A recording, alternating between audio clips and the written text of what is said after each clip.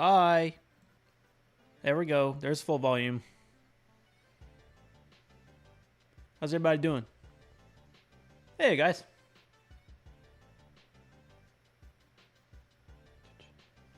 Oh, yeah. Thanks for stopping by. Jacer. I know that's probably not how you pronounce that, but I'm going to take it as like the DJ sound in gent. But yeah, thanks for stopping by.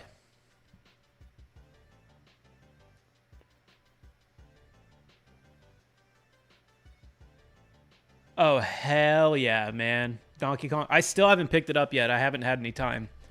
I'm so excited about it, though. I've avoided seeing a lot of content from the game, so that makes me very happy. I was kind of worried that I would get spoiled on stuff, but I don't really hang out on the internet too often. So I'm safe right now. I listened back to the last stream, and so I turned the groove down just a little bit. I thought it was pretty loud last time, but let me know if it's too quiet or whatever. I could also play the Rose of Starcross soundtrack instead and pull that up on the old YouTube, if that would be more desirable, because this song I think is like 40 seconds long. So, you know, maybe I'll just do that anyways. Because I'll have to skim back through this at some point, and I don't really want to listen to that song anymore.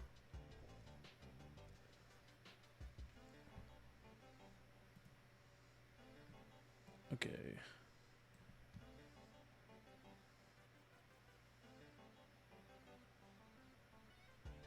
Oh, no problem, man. Have fun being wasted. Have a good Thursday.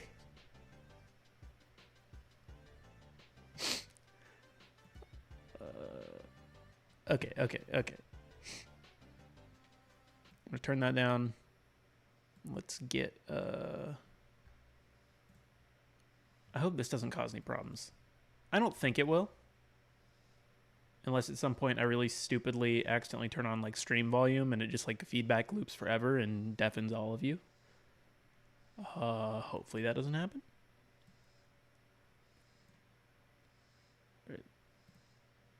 Oh, Jesus Christ. Let's get that to maybe around here. Is that like inaudible? Maybe. Here, this song's kind of loud. All right. Is this too loud? Or not loud enough? Really, I just want it to not be annoying. But also, I don't really like being like by myself in a cold vacuum of audio. It's good? Okay, good. Thank you. Thank you very much. Okay.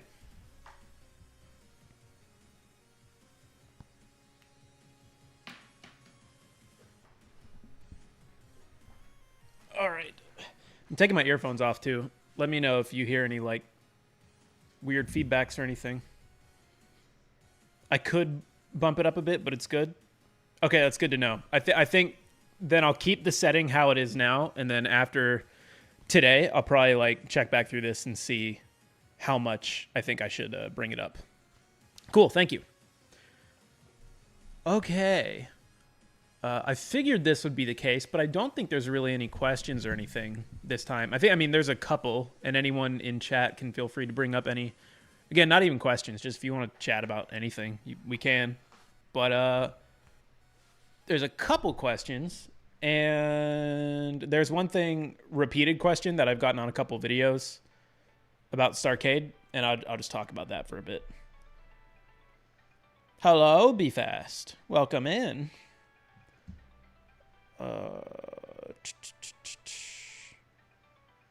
Okay. Also, at some point, I need to make this same screen, but it just doesn't say starting soon. So it doesn't say starting soon for 2 hours. Okay, I had a couple questions, I believe. Nothing crazy. Okay, so from the okay, from the weekly stream questions channel. Okay, so since the last one, Radio Cat. Why did my wife leave me? Did you tell her that Rose of Starcross is your favorite game? You know, maybe that could have helped. It didn't with my wife, but also, what are your plans for the tutorial side of your channel from here on? Will you begin to post more frequently or continue to focus on your games? Right now, I need to focus on my games for sure. Definitely the thing I have to do right now is finish Starcross Starcade Special. And then once that's done, I will be going back to mostly working on Rose of Starcross, but and finishing that. But I will be doing other things in the meantime in conjunction with that. So that will include going back to the channel and doing tutorials and stuff like that. Because there's a couple that I want to redo, and then there's a couple that I promised to make and follow up on that I still very much intend to. So yeah, it'll be after Starcade, but so that's what's going on right now. And thank you for teaching me game dev. I wish you best of luck. Thank you, and thank you for the question. Thank you very much.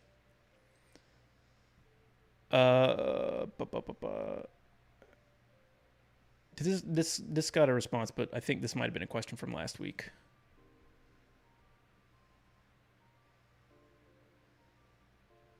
Maybe.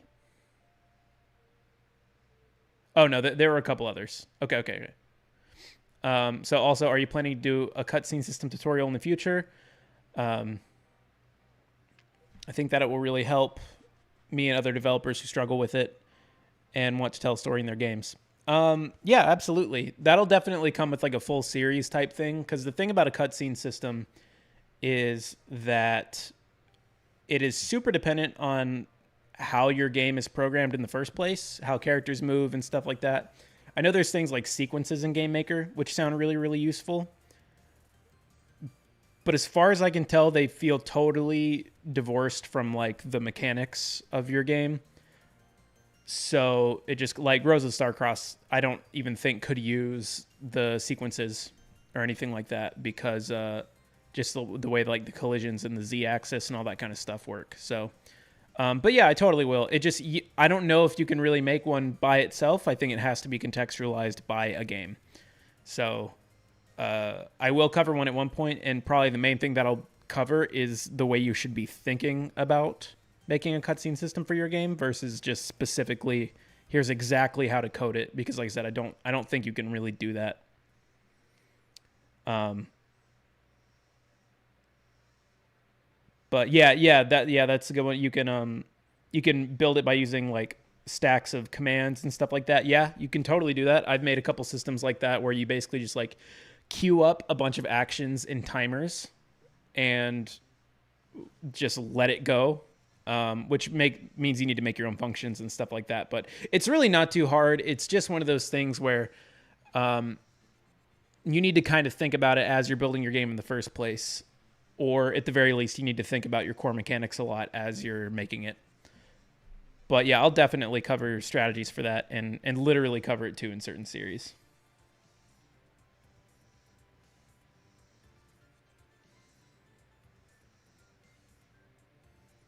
Yeah, you can use objects and sequences, so it should be possible to update depth and on the step event. Yeah, I need to look into them more for sure.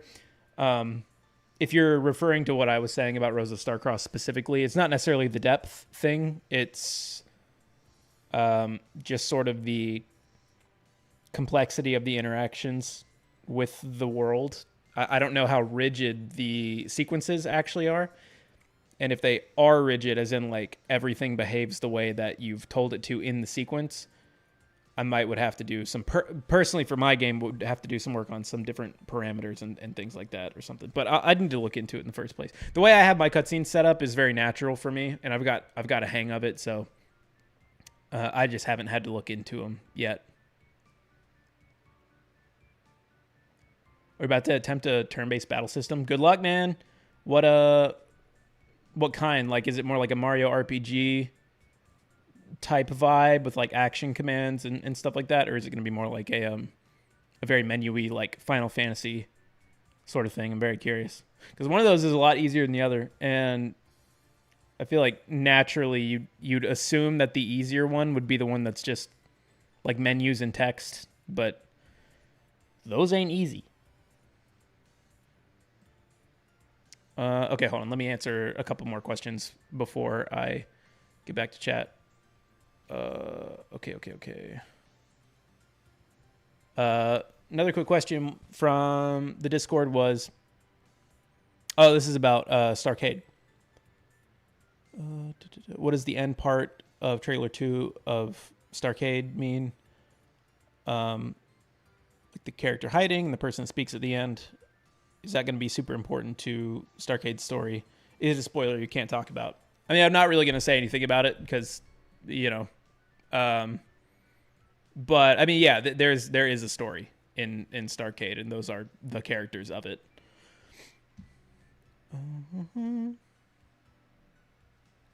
Okay, and then was there one more? Oh, and this was from... Why isn't it showing the name fully?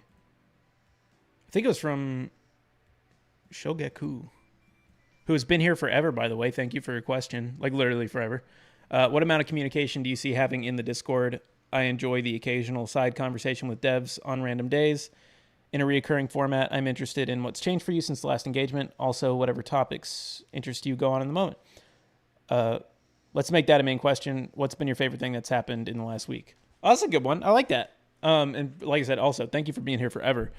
The amount of communication I'll probably be having in the Discord is honestly, it's mostly, especially for now, just going to be like these streams. That's like the purpose of these streams is to be present in some way. And I can sort of schedule it really easily. I know that this is only going to be like 2 hours once a week on a Thursday. And then like, that's my focus for that 2 hours. So, that's the main thing right now. I'm kind of too uncomfortable of a person to just like hang out in the Discord, to be totally honest with you. I'm not in any, I'm in a couple other Discord servers myself, but I've never interacted with a single one.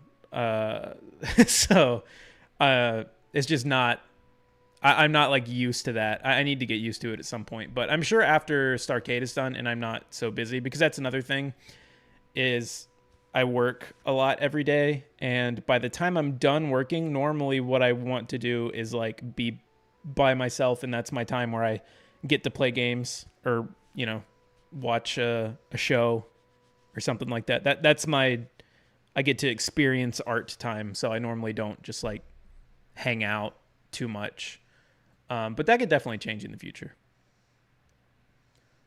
And what's been your favorite thing that's happened in this last week? Good question. I don't know. I got some chocolate today and it was really good. But it's been a pretty normal week. So kind of hard to think anything that stands out. I haven't really gotten to see my nephew much lately because I've been so busy. But anytime I get to see him, that will definitely be the highlight every time. So get used to hearing that. New question. Do you have a team that helps you with playtests and other staff? No, it's just me. Just little me. Okay. And let me check general questions really quick and see if there is anything like added. I don't think so. That's probably all like programming stuff, which I cannot answer. Okay, yeah. Yeah, good. Definitely, if you do have specific questions or stuff you want to bring up, definitely put them in that weekly stream channel. Okay, cool. Now we catch up on chat. And there also were no questions on the Kickstarter that I saw, which I'm actually going to check that one more time really quick. I definitely don't want to miss any of those, but I don't think there were any. I don't expect there to be too many from there specifically.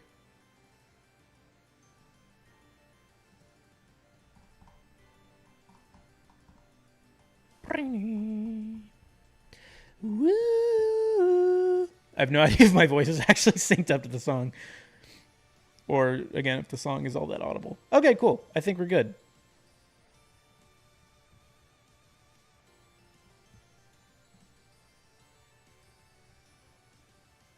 Okay. All right, I'm going to catch up on chat. And I feel like this week it'll be much easier for me to catch up and then be, like, on par with chat. Okay.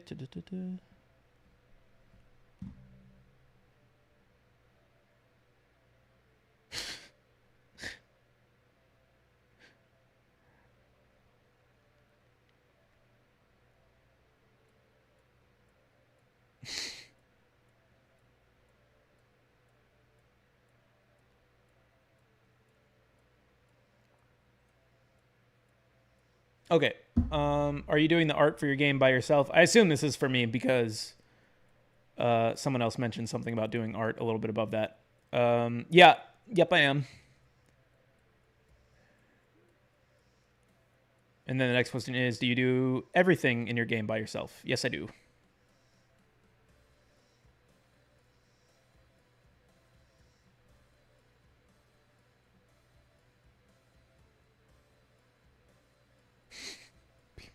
Be fast.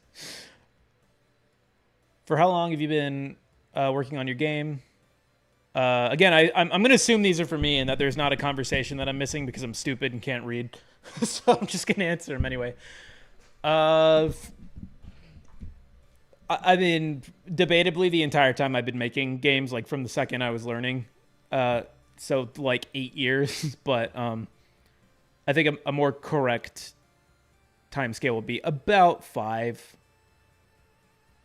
4-ish to 5 for Starcade, and then 5 to 6 for Rose of Starcross. Well, again, longer for Rose of Starcross, but there was a point where it changed heavily, like mechanically, story-wise. A lot of stuff changed all at once after my initial like failed Kickstarter, and so I would say that was the real point where I like restarted. So yeah, like 5-6 years.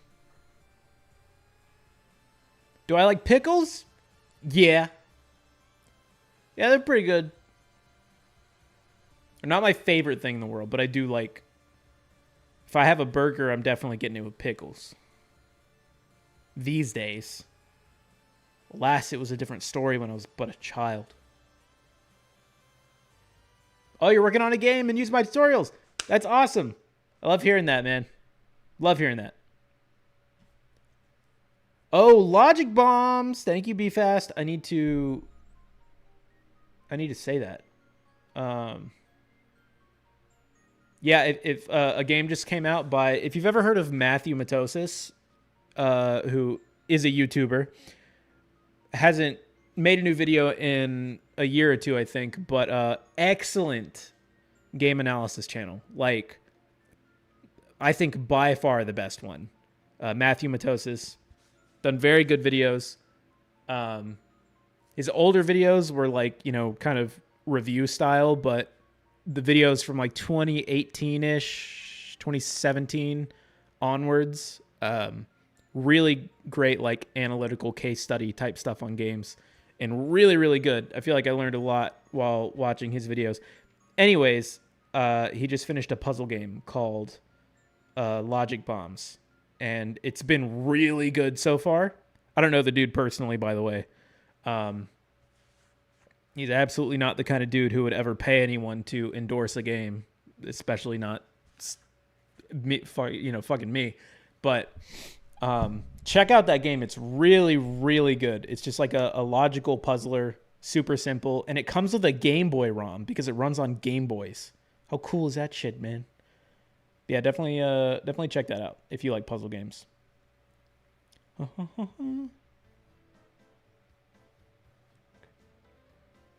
Did I play the new Deltarune chapters? Oh yeah. Day one, man, as off the internet as I am, there's no way to avoid Deltarune spoilers or anything Toby Fox does. So those are like some of the few games that I like super have to prioritize playing day one because I don't want anything spoiled. But yeah, they were great. Really, really good.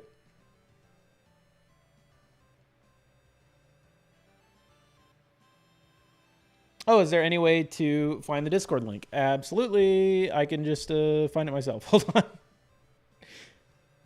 I'm still so far behind. I need to learn how to not drone on about stuff.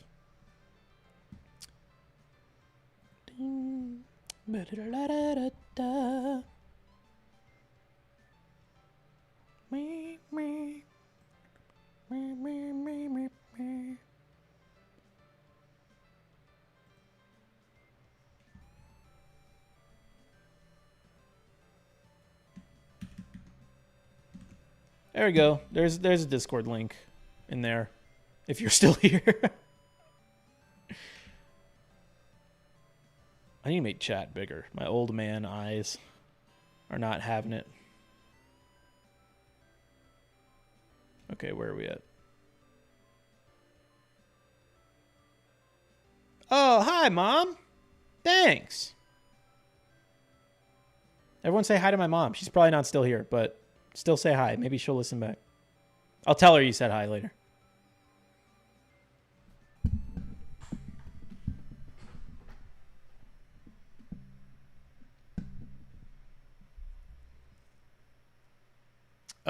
Will I ever make another music tutorial, as in like triggering and playing music in games? You tried the music tutorial for the RPG series and it didn't work, even though you looked over it a bunch. I'll probably, I mean, again, I'll be doing series on like full games, so I will absolutely be redoing it at some point, and I might change my approach.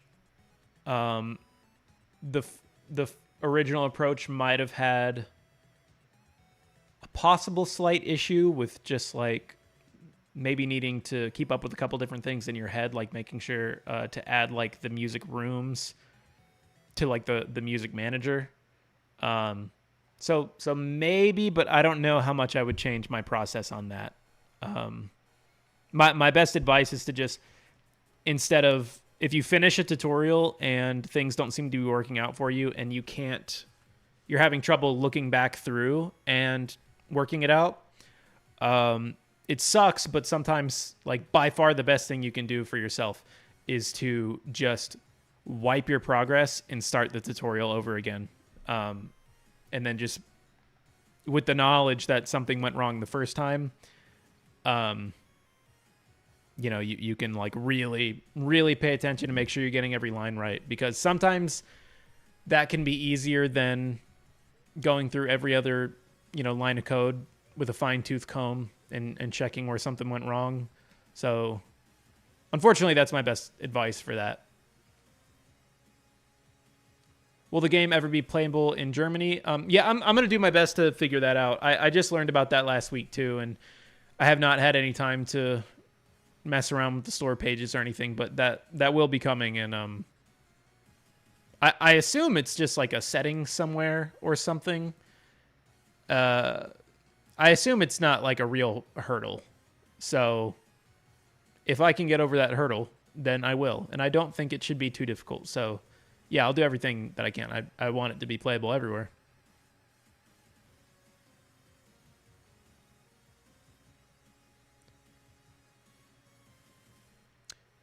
How'd you learn pixel art and music? Music, I just have been playing it forever. That's really it. I play an instrument. It's I think maybe with game devs, it's kind of easy to like want to skip over the instrument part and go straight to like producing, essentially, like making music inside of a DAW.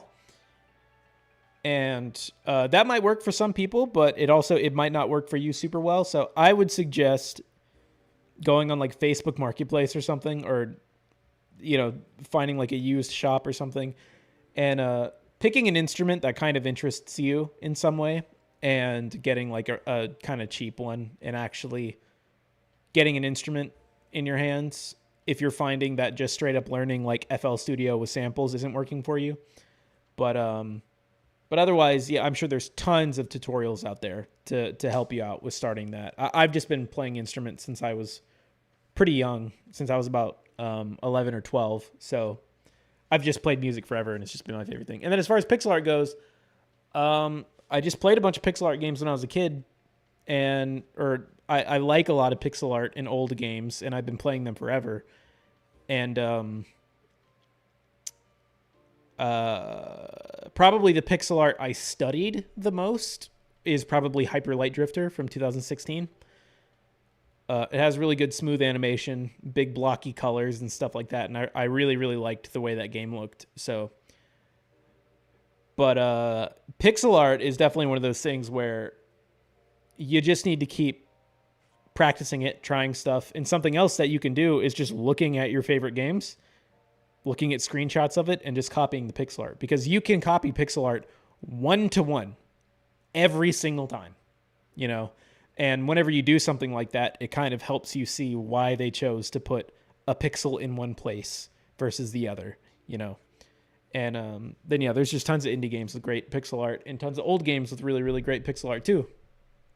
So, yeah, just take from a lot of references and just, you know, sit down and study it, and then open up a MS Paint or something, or some kind of pixel editor, and just mess around with it.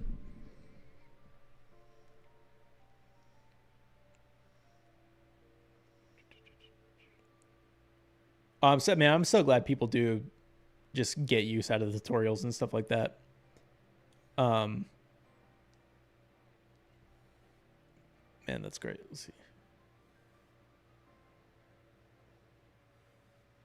Oh, you're working on your game right now. Dope. I might, as these streams go on, and as there are like probably less questions in the coming like weeks and months or whatever, presuming there will be less questions, I think there will be. I might also stream while I work. I won't stream my work, but I'll probably just like be working while a screen is up.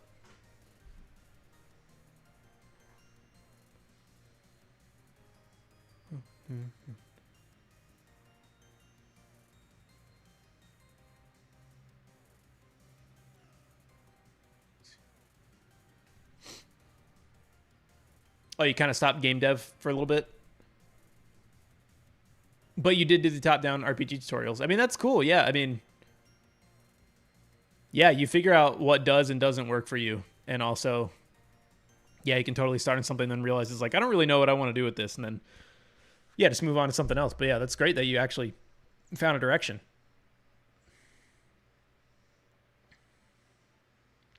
You want to mix the... I do not know what HECU is. I don't know what game that is. Presumably a game. Oh, are those like the alien guys from Half-Life? But I mean, regardless, I mean, yeah, it sounds cool to me, man. I mean, whatever is exciting to you will be exciting to others for sure. If it's an idea that you like, someone else will also like it. So I say go for it. Plus, that'll be something that actually encourages you to keep working on it.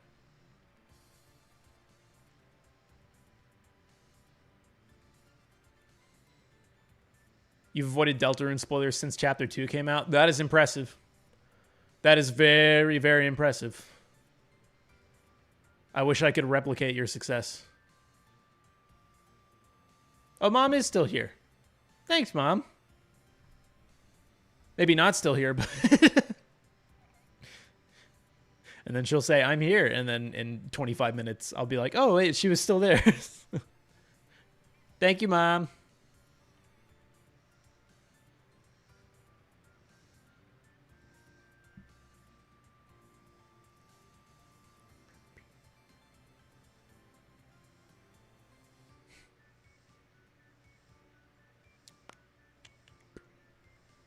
Thank you, everyone, for saying hi to my mom.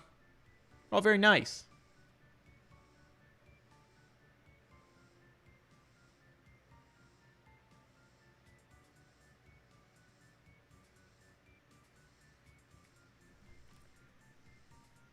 After the tutorials, you've been using Chat GPT to help code since you're too young to go to college. You've been in a loop and haven't been programming for your game as much as you used to this week. I mean, first of all, taking a break is fine and everything. And also getting help is totally fine too.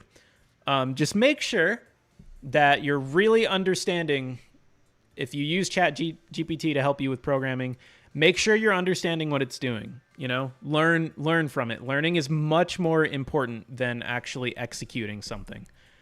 You don't want to get to a point where you have a game where half the stuff in it, you're not really sure why it's doing what it does.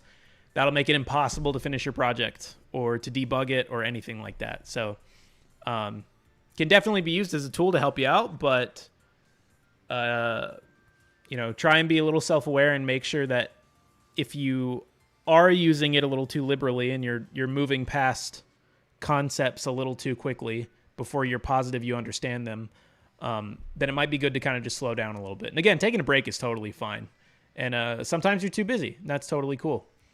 So yeah, definitely don't replace tutorials and lessons from people, because I didn't go to college either, and I learned all of my stuff for game development from the internet for free. So yeah, I actually dropped out of college while I was doing something else. So that is not a requirement at all to get decent at game development. But like I said, I very much sympathize with not having the time or being too busy or being a little burnt out. So again, it's okay to take a break, and it's cool to focus on other stuff for a while. Sometimes you gotta prioritize.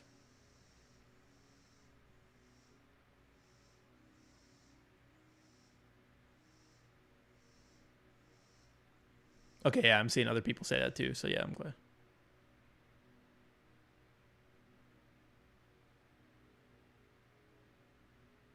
Okay, good. I'm glad everyone's on the same page here.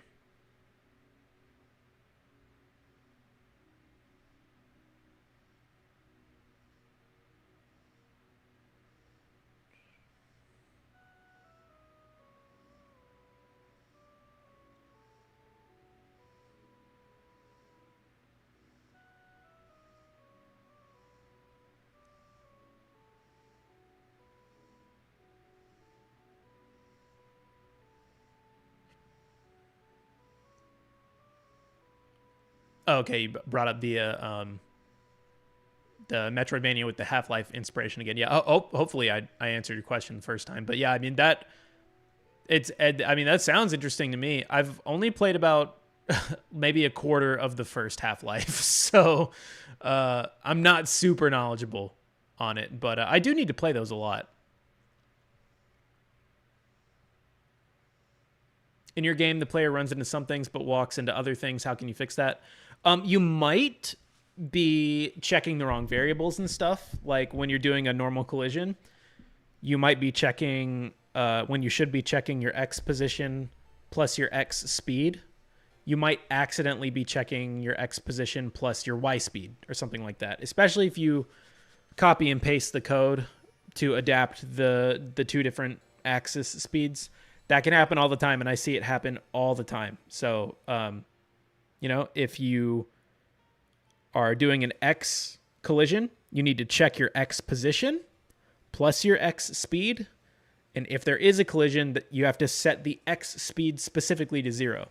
Saying it like that makes sense, and I know that you know that, but you'd be surprised how easily you can make a mistake in your programming there, because, you know, it's just one letter away, X and Y, you know, and make sure you're adding your variables to the right other variables and all that kind of stuff. So, yeah, that's definitely just, you probably might have accidentally gotten one little detail switched up, because that's the kind of thing that can happen.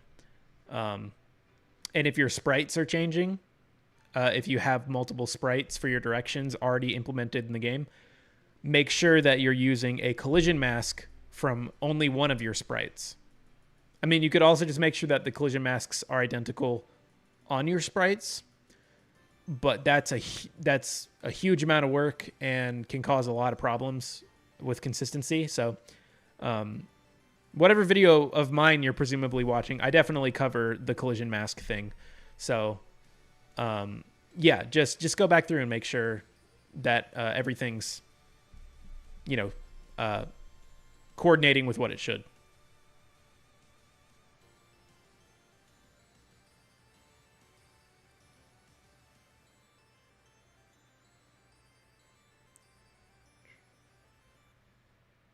Yeah, you like the idea of the the me doing dev work stream, but not actually showing the work, because obviously I can't do that. I won't do that. But yeah, I feel like that could be nice in relaxing.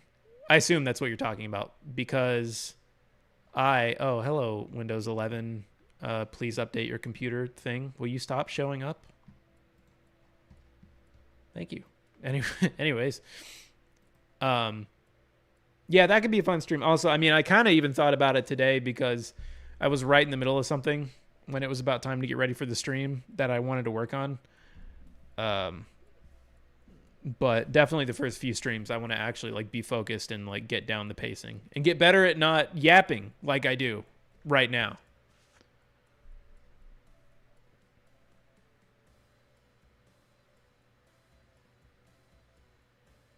What do I think about your car crash animation for the Rosa Star? That was really, really funny. I don't know if the Asgore GIF is based on something, but I saw the Asgore GIF like a week ago that someone posted, and that had me on the floor, and so I've been talking about it a bunch, so that made me I laughed really hard. Thank you for that. That was really good, and it looked good too. It looked really great.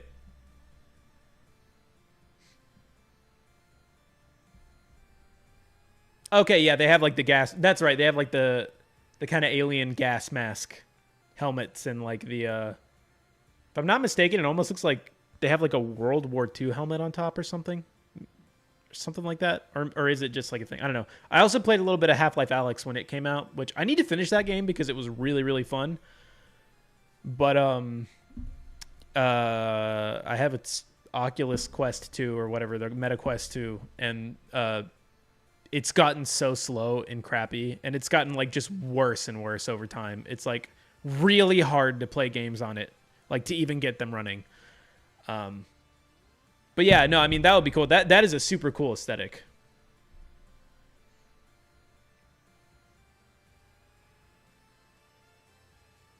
Oh, replayed Metroid Fusion. Yeah, Metroid Fusion will also do that to you, and it's kind of I kind of see where like the mental link of thinking about them um, in tandem together. Metroid Fusion has awesome art direction. I love how colorful that game, even though it is like horror themed, it's cool that it's so bright and colorful. Which I mean is also part of the just the fact that it's a Game Boy Advance game and they kind of have to be bright and colorful. But yeah.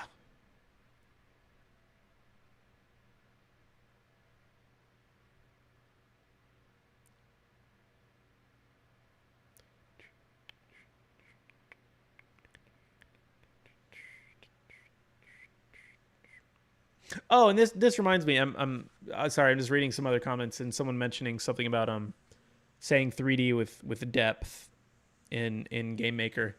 Um, and there was a question earlier, or there was something earlier about I said something about my like Z-axis 3D stuff, and someone mentioned that sequences can control depth and things like that. That wouldn't be the main problem with that. There would be other issues with that if that's what you meant. I don't know if it is, and I don't know if you'd even still be listening at this point. But that's a tack on to that. That wasn't really a question. That was just a topic that got brought up.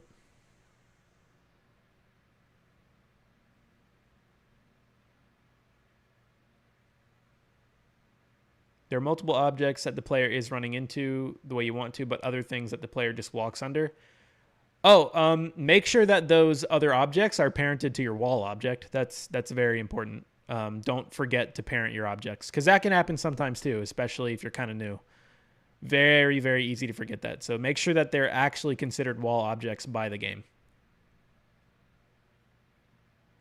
because that would definitely turn off their collision because you wouldn't be looking for a collision for them.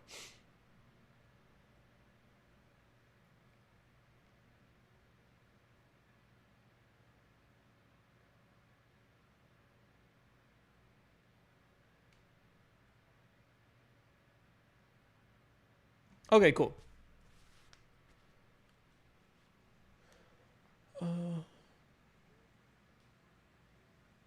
When it comes to making sprites, how do you do it well? You always try and just can't get a good looking sprite that you need ideas. Yeah, I mean that you need to study art just a little bit, and not just pixel art specifically, but just kind of art in general. But and study a lot of games that you like the look of. Study them and see what they're doing, and then try and figure out the thought process between like why the pixels are where they are. Pixel art is like the most accessible form of art, especially for game devs, but at the same time, it's much trickier than people, than people think. Because if you have like a 16 by 16 sprite, or even like, a 24 by 24 or 32 by 32, like a 32 by 32 sprite, it would be pretty big for a character. And even then, you only have so many pixels in which to choose details. And that can be a lot more challenging than you'd think. The main thing is you'll get better over time as you practice more. Watch YouTube tutorials. There's plenty of tutorials on people who make pixel art and stuff like that. Watch animation tutorials. I personally found that I had a little bit more fun learning about animation than I did specifically the art. And while I was learning about the animation stuff, you pick up on a lot of art stuff at the same time too. But I'm not even that good. Pixel art is pretty difficult. So for a lot of stuff, I will even do like I make 3D objects in 3D meshes in Blender, and I animate them in Blender, so in 3D, and then I render them down to pixel art, and then I touch it up and repaint over it and stuff like that, which is rotoscoping. So yeah, sometimes certain methods, just like if you're not good at them, figure out something else you are good at. Like I'm better, a little bit better at 3D animation than I am at 2D animation. Well, I'm probably a lot better at 3D animation than 2D animation. But so and when you're an indie dev, that's like a solo dev, a lot of things take a lot of time. So if you can find some kind of alternative way to do something that's a little bit more suited to your current skill set, you can do that as well. So that helps. But yeah, just time and practice, studying, you got to study if you want to learn, but it should be a fun subject for you. So hopefully you don't have any problems with that. If you like Undertale or Deltarune or something, play the game, look at the sprites like super closely, see how they animate and all that kind of stuff. And there's like, especially if you really like Undertale and Deltarune or something, I'm just assuming you do because most people do. But for any kind of popular game or whatever, you can look up like fan sprites and things like that and see how people change them and, change them to their own taste. You can also look up fan sprites to see if something kind of sucks and you don't like it. And then you can kind of figure out something you don't like about with pixel art or something like that, like you might see something with mixels and you might be like, I don't like that, or a sprite that looks scaled weird. And, you can look at it and sort of analyze what you do and don't like about it. That's about the best I can do for you on that one.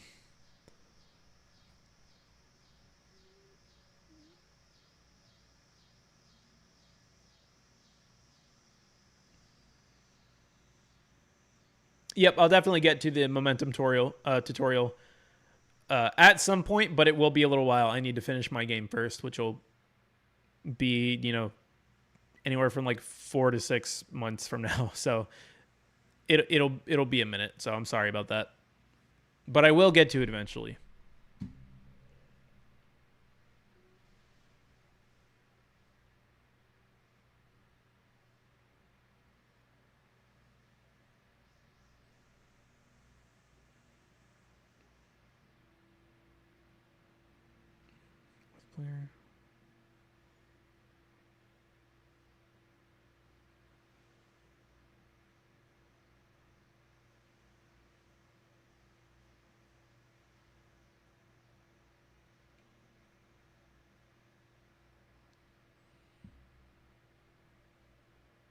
Yeah, brace for days. I mentioned this at one point, I think last stream, but it's so hard to diagnose these problems just over text and without all the context and stuff like that. And it requires a little too much focus for me to be able to help you. So if you want, you can, if you're a part of the Discord, then you can go to the like programming. I think there's like a programming help or programming questions section, and people help each other out and stuff over there. And if you're not a part of the Discord, then you can just join the Discord, um, and you can go there. And I think someone, you know, people like to talk about programming, help each other out over there. So definitely check that out, because yeah, I don't know if I can fully diagnose your problem in this setting right now.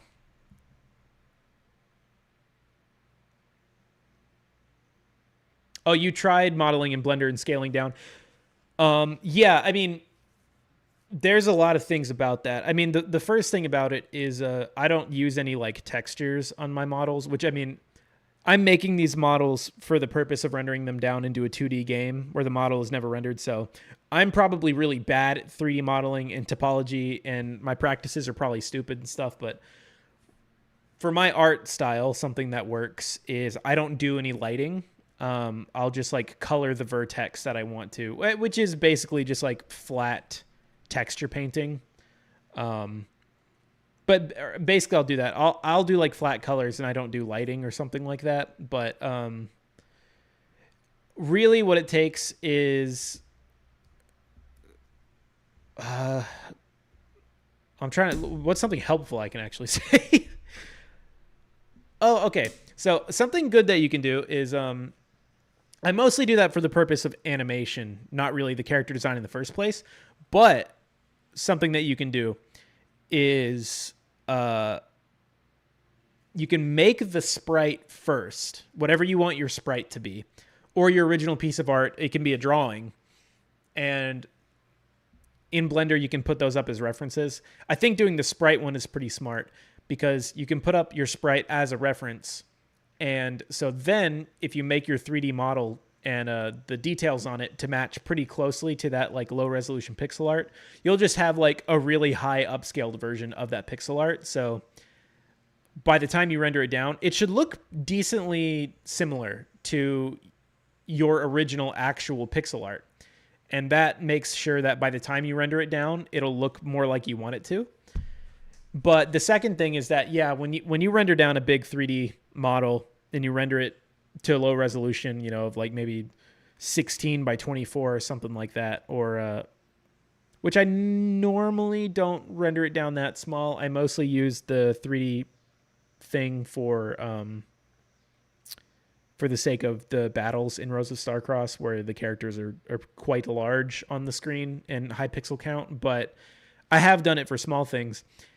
And part of the thing is, when you do it for small stuff, you are going to have to go in pretty heavily and edit it at that point. I don't render anything down and then just leave it as it is. I draw over every single 3D rendering that I do, which to me is still way less work than just doing an animation in 2D by myself, because that's really hard for me, especially in pixel art. I'm a slightly better animator when it comes to just like regular drawing, but anyways, that was my method. Base it off of a piece of art you already have in your game, which will therefore make it a good bit more similar, and then start using, you know, some very basic painting over it, or, you know, cleaning up jaggies and things like that with the eraser tool and stuff like that. And normally when you render it down at first, it can look really ugly, but you'd be surprised how easy it is to make that ugly rendered down thing look pretty good. So, make sure you're also putting in the time to try cleaning it up and trying a method with that. And also, pro tip, if you are making a pixel art game and you do like the classic like black outline thing, like Undertale or Deltarune or Earthbound and stuff like that, a black outline on sprites makes everything look so much better. I don't know what it is, but it just tricks your brain into thinking it's like so much more professional looking.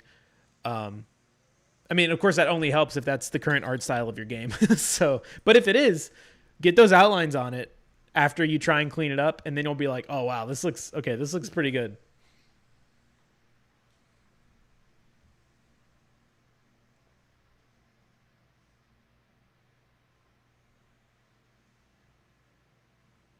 Oh, you lost track of time? No, you're all good. Yeah, I did answer your question, but actually, I can just answer it again for you really quick since you're here. I will go back and send you the time code like I did last week at some point. But okay, let's see. Your question, my main village man, was okay. You're right. The communication for the Discord. Yeah. So currently, it's basically just going to be these weekly streams, which was kind of just my way of making sure that I can like compartmentalize and make sure that I show up to hang out and answer questions and stuff like that. Um, and I'm not super good at being social like in Discord servers in general, regardless if it's the Rose of Starcross one or any of the other couple that I'm a part of. I just don't interact in Discords ever because I'm kind of an uncomfortable person, especially over text. I think nowadays I'm a little more uncomfortable over text than I am actually getting to speak with someone. And I think that just came from recording all of the tutorials and getting comfortable with just like talking to myself. So I'm a little bit more comfortable with the stream basically. But yeah, and then my favorite thing that happened in the last week, that's a very sweet question, by the way. And I think I will try and do that every week. But I didn't really have an answer because it's been a super normal week for me. But I had some chocolate that was really good. And yeah, I think so. I mean, the work week has been pretty good. I've been working on some really fun stuff, so that's always good too. But I haven't gotten to see my nephew much this week, and that's a minus. So neutral week so far.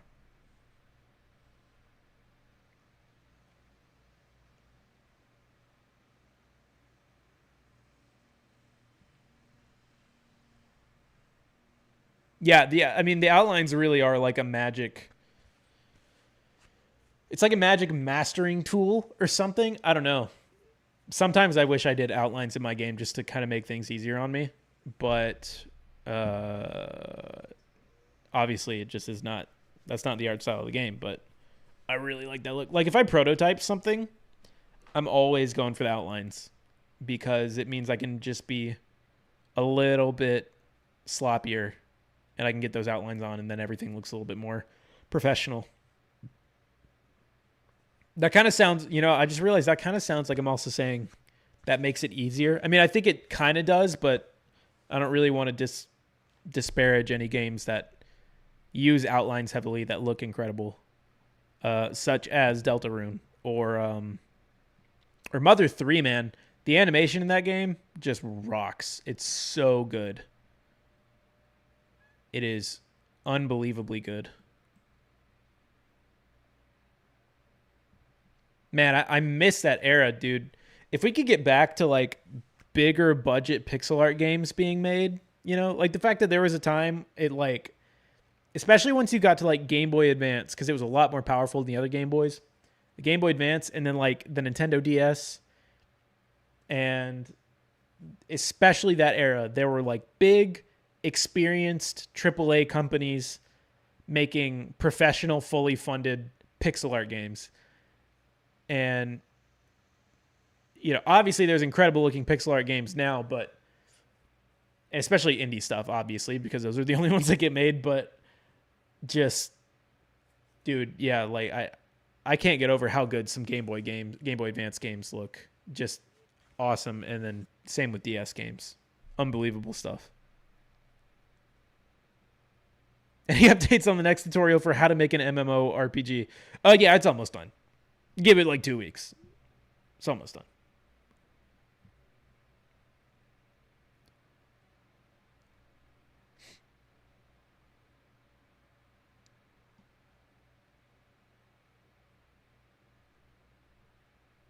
Oh yeah, Shogaku. Yeah, I just it's just like the easiest for me right now, but I mean, I hope it is enjoyable to actually get to hang out every now and then. I would like to be more present in the Discord for sure, and I'm gonna try and get myself doing that. I mean, another reason I don't do it too much is because I get distracted really easily, or I get focused on things. So when I get into something, I tend to just kind of want to do that, and that would probably include like hanging out in the Discord. I'm not good at like separating when I should and shouldn't be doing those things, you know. And I think this helps me a bit.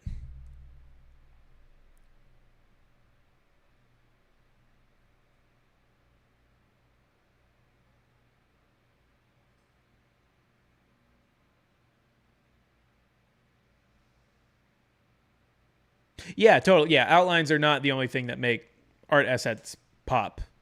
Yeah, yeah, definitely did not mean to imply that at all. I definitely agree with the color palette thing. I think, you know what? I feel like when you see a lot of amateur pixel art and stuff, and by amateur I just mean like clearly someone who's not super experienced in it. Um, I feel like the main thing that I see first is just the color palette, personally, and I think if you want to get a lot better at art really fast, I think studying color palettes as soon as you can or experimenting with colors is probably a really good place to start.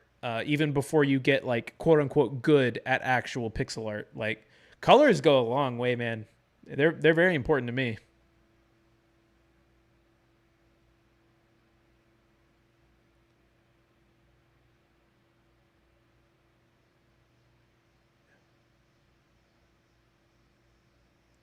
Okay, well, yeah, I'm glad you guys are enjoying hanging out.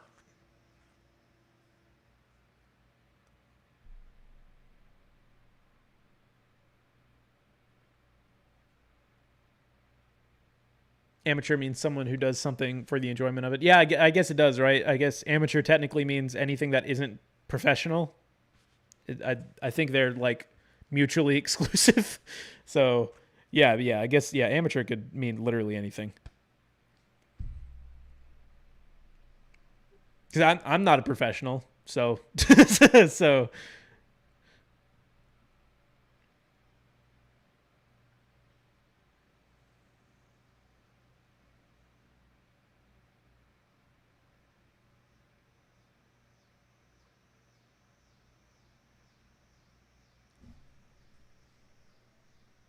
oh yeah, thank you, Captain. Thank you, Captain. Yeah, I need to, there's certain things I need to be better at for sure, but in the meantime, both Captain and Shogeku. In the meantime, it's good to find things that make it a little bit easier for you before you try and learn a new skill. Oh, okay. Is that Geo, by the way, to pronounce your name, or is it Gio? Let me know. But okay, yeah. Sorry, yeah, I didn't. I'm glad we agree. I'm glad we're agreeing. No, yeah, that was my fault. Oh, good. Yeah, I'm glad you're enjoying hanging out in the chat and everything. It's also kind of nice that it's just a few of us hanging out, uh, and not like unreadable chat. Because that can happen.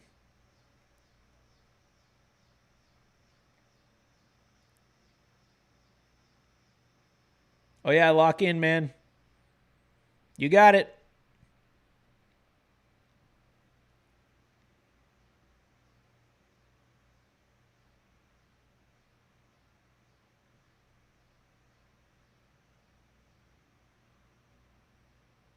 Yeah, I totally agree. The environment that you live in is plays a really huge role in everything.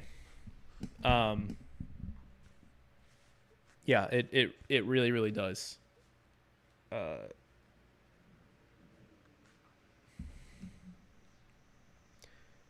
but a gentle soundtrack for the stream. Is there even music? Is there music playing anymore?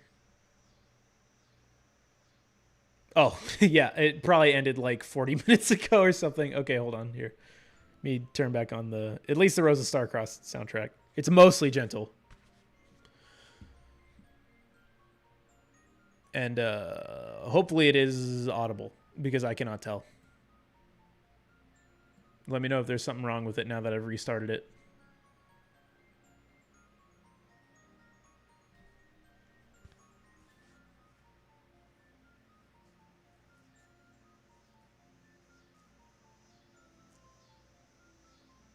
More like the second pronunciation. Okay, so what did I say? I said Gio. Is it Geo? Is it Gio? Give me the phonetics.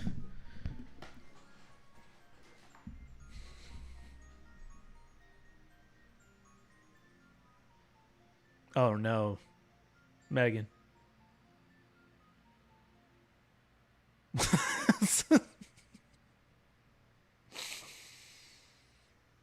I really wish I knew how to help you, brother. Hey, have you played for him the Rose of Starcross soundtrack? Or just reminded him that the Deltarune soundtrack episode 2 happens? Hope this helps. Good, Drew. I'm glad to hear that Donkey Kong is fun, man. I don't know really when I'm going to get to play it, but I'm so excited for it.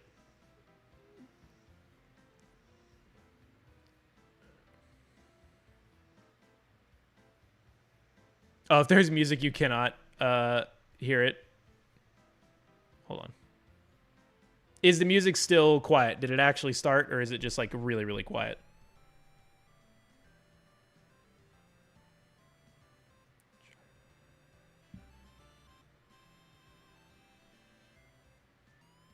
Okay, hold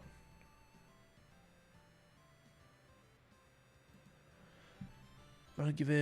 Let's give it a little boost. That might have been a big boost. How's this? How's the music now? Oh yeah, I'm streaming. I'm glad the videos have been helpful to you. Welcome. Sorry I haven't made some videos in a while.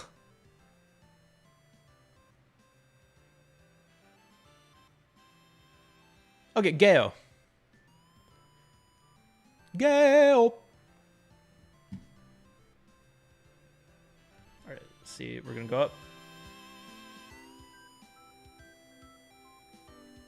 How's the music now? Is that too much? Is it competing with me too much? Is it annoying? It's audible. Okay, great first step. It's good now? Okay, great, perfect.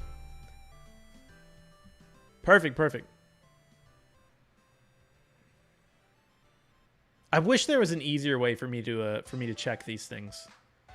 I mean, there probably is, but I just like I just have the soundtrack pulled up on YouTube and I'm playing it right now, so I can't like plug my headphones in to listen to like the 5-second delayed live stream to get the audio, because I'm pretty sure that would be turning it up on my desktop, which would create a massive feedback loop. So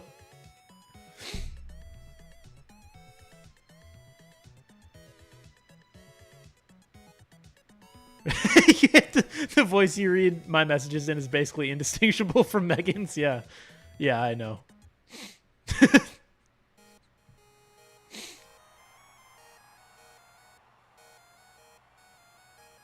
Oh, I could use my phone, but it's so far away. But I probably should have it with me while I'm streaming. That probably would help. Good idea, though. Thank you. Oh. Okay, well, it seems we've pretty much caught up with everything, right?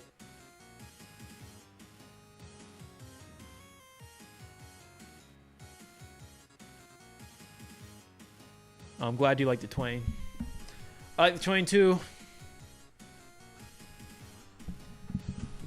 The train's actually kind of cool. The train is, it's not like a sprite that, well, I mean, it is, but like, it's not like an animated background sprite or anything. The little like the train tracks in the bridge that it's on is like an actual like collision object, and the train sprite is like chopped up, so it like snaps down, so it can go any speed and remain at 60 frames per second. Wow, incredible stuff.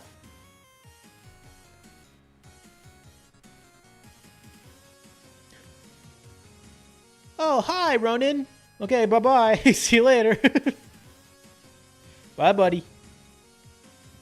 60 trains per second. Well, now that we're all caught up with everything, first, the good news means I probably won't be going over the 2 hours this week. And probably not even close. So what's everyone doing? How's everyone been now that it's just full hangout mode? What's everybody playing? I know we got some Donkey Kong going in here. You should be playing Logic Bombs, by the way. No, it hasn't been 2 hours. It's been a little over an hour, pretty much. I just meant last week. I think it was like 2 hours and 40 minutes or something. Because it was the first one. So, yeah.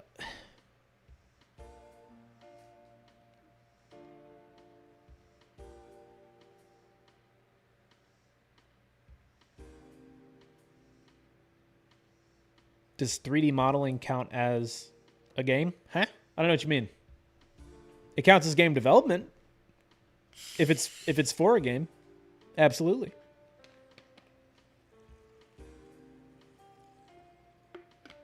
Unless your question is like, does 3D modeling count as...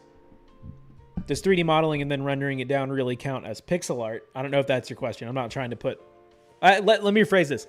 I'm not saying that's your question, so I'm not putting those words in your mouth. That has made me think of an interesting topic, though, which is, does 3D modeling something and then rendering it down really count as pixel art? I don't know.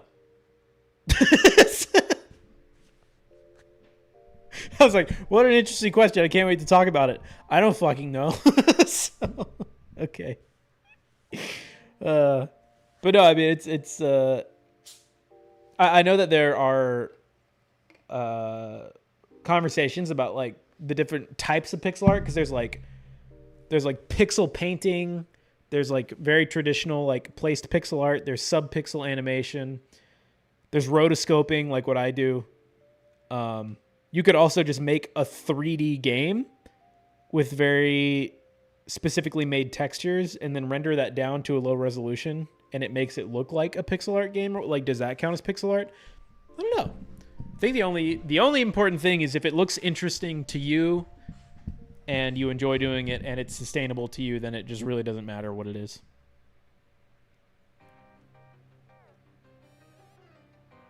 Oh,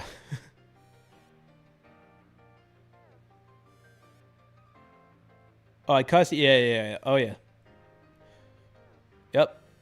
I will never remember to not do that, so.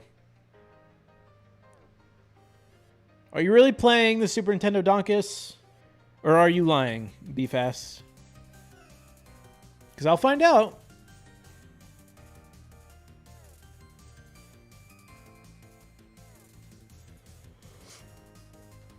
Yeah, it's 3D and pixel art at the same time. I would say so, for sure.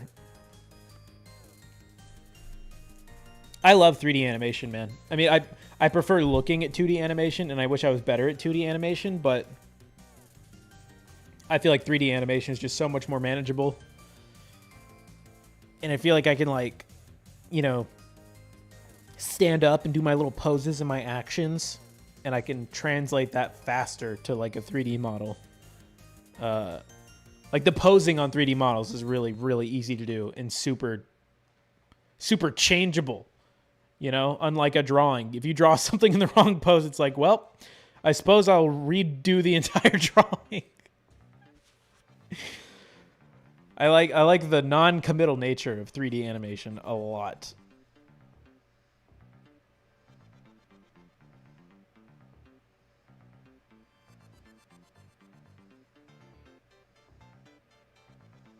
What do you think of the card processors making Steam and itch remove games?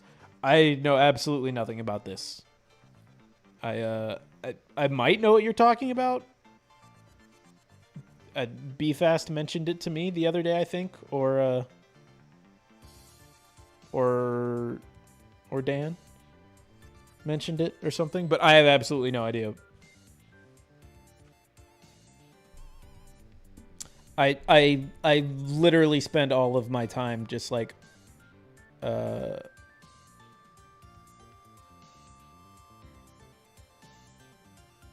yeah, it was literally 24 hours ago. Yeah, that you told me. Yeah, yeah. I don't listen to you.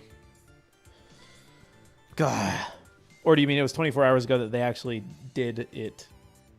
Regardless, I don't I'm not on any like I'm not in any circle of any kind for pretty much anything, so I don't. The only information I get is through like YouTube thumbnails, basically.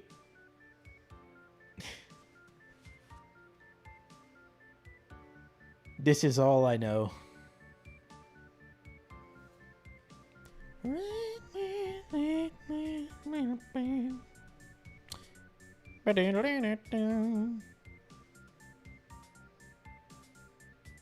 So I'm glad you're organizing your files, man. I'm really happy for you.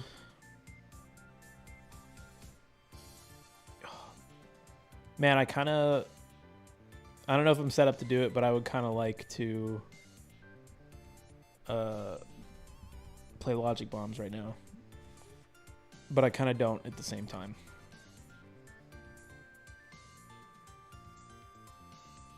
Well, no, of course I don't, because I want everyone here to play it. And if I just stream a puzzle game of me solving the puzzles, then that's not really conducive to getting other people to play it now, is it?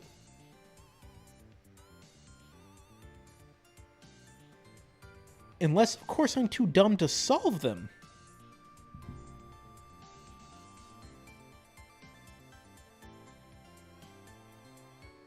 Yo, Arthur, what's up? I'm good. Yeah, new weekly check-in streams. Just in case anyone wants to check in on anything, and just so everyone knows that I haven't died. That's a big one. I heard a lot of those when I came back with the update on the channel, so it would be unfortunate if something happened to me and there was no way to tell.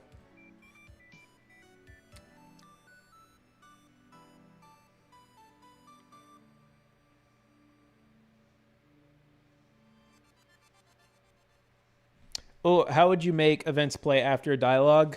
You're using global variable. Well, first, whether or not you should be using global variables is kind of dependent on the thing you're changing. But if like you had a text box and literally all you wanted it to do was like, say there's like a Zelda style, like there's like a block with a keyhole in it, and you can check it, and it's like, you know, do you want to use your key to open? To destroy the locked door, in like a scenario like that,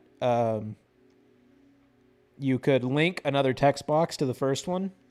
So assuming you did the text box tutorial, I don't know if I went over the link text box thing, but it's the same as the options.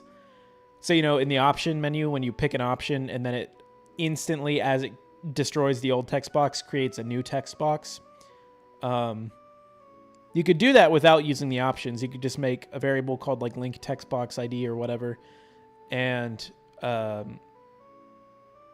so whenever your text box is destroyed, it instantly creates a new one. You could do that. And so when you make the end of your text box, link it to something else. And then in that new one, instead of adding text to it, just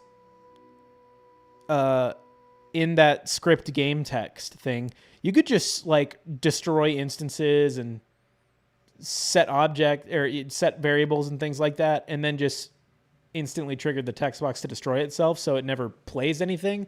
But basically, you run code for a second to just do basic stuff. So you could do that, or you could create like a function in the create event of your text boxes that's called like a variable function. So you could call it like end text box effect. And it could just be like an empty function that doesn't do anything.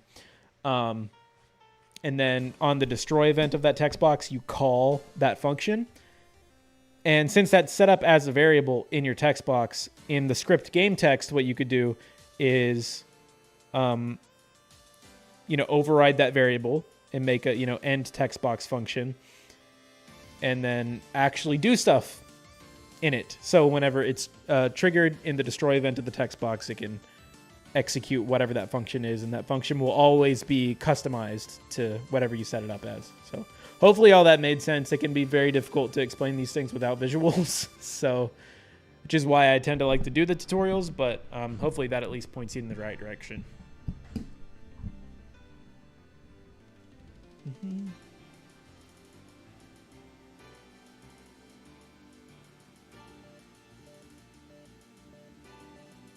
Thank you, Butter Broski. Glad they're working for you, and good luck on your game.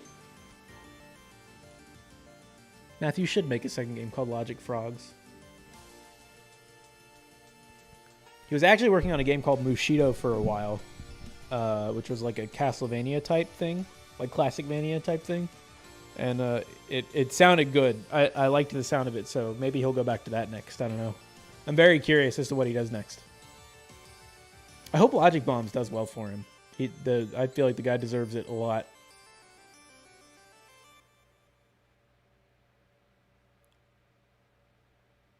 Do I know the game Neum? I do not. I've never heard of it. What kind of game is it? Is it cool?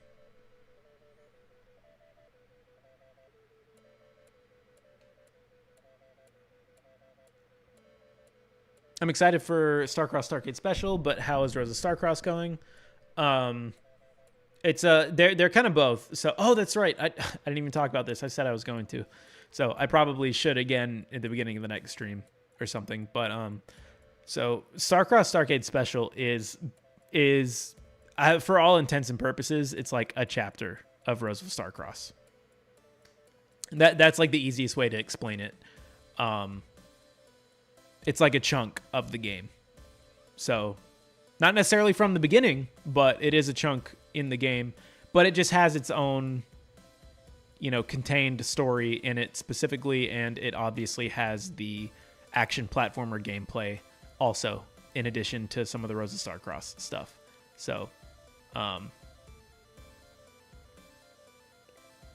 yeah.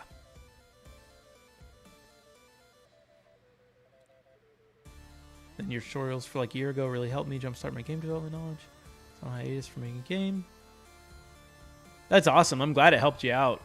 Yeah, I mean the biggest I think the biggest upfront progress blocker is just when you don't feel like you're in the groove of learning or something, and just certain types of tutorials and whatever can help with that. So. But no, I'm glad you're back at it and that you're happy with everything you're doing right now. That's awesome. What kind of game is it?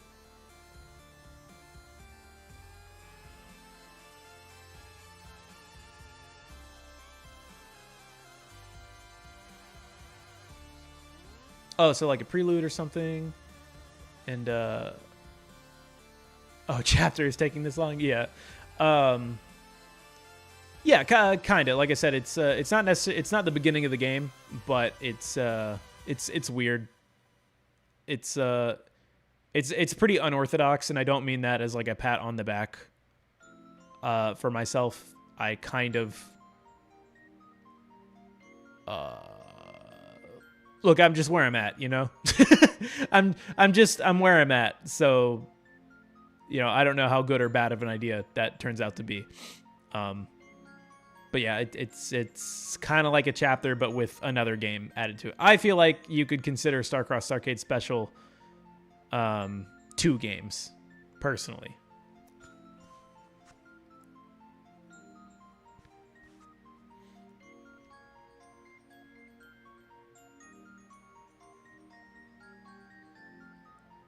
Yeah, I mean it would be, I mean, runtime wise, it would definitely be considered a long chapter, but like I said, it's kind of like 2 games, and so like one of them is kind of like a chapter, sort of, and then the other one is just like another game with it. So it's kind of weird, and like I said, not necessarily, I don't know if it's in a good way, it just is kind of weird. Oh, same developer as Downwell. That's cool. I'll have to check that out because I know you said they made a custom 3D editor tool. I don't know if you mean that they made their own engine specifically or if you mean like in Game Maker they did that. Because I know Downwell was Game Maker. I'm pretty sure it was. But that's cool. Yeah, I'll definitely need to check that out.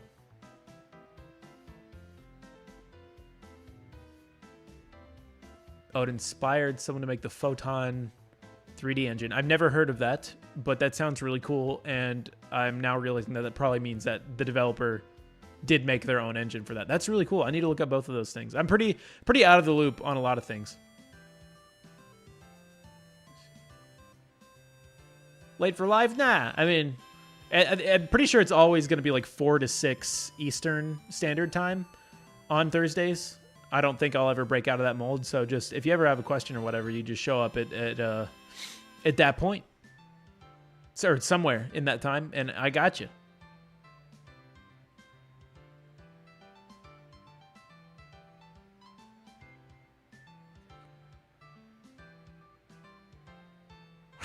The playoffs. All right.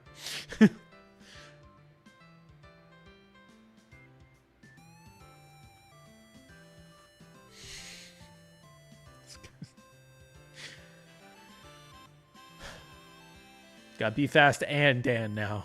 It's a full party.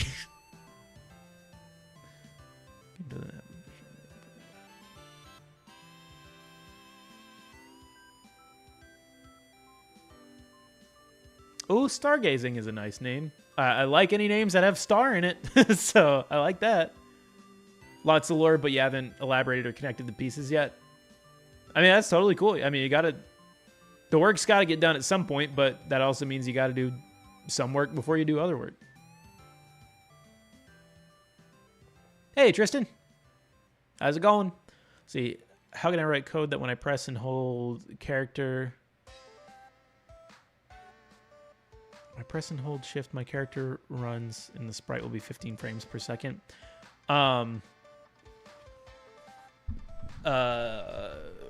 just like a run button? Yeah, run buttons are very simple. You can just like check if you're pressing the run button, and if you are pressing it, set your sprites to a set of running sprites that you've made.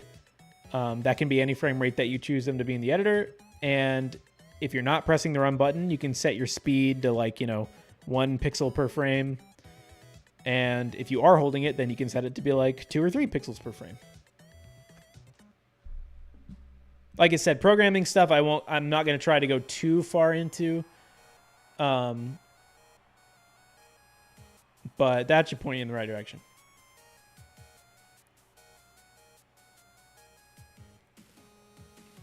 Oh, this is not a dumb question at all, Theo. Right?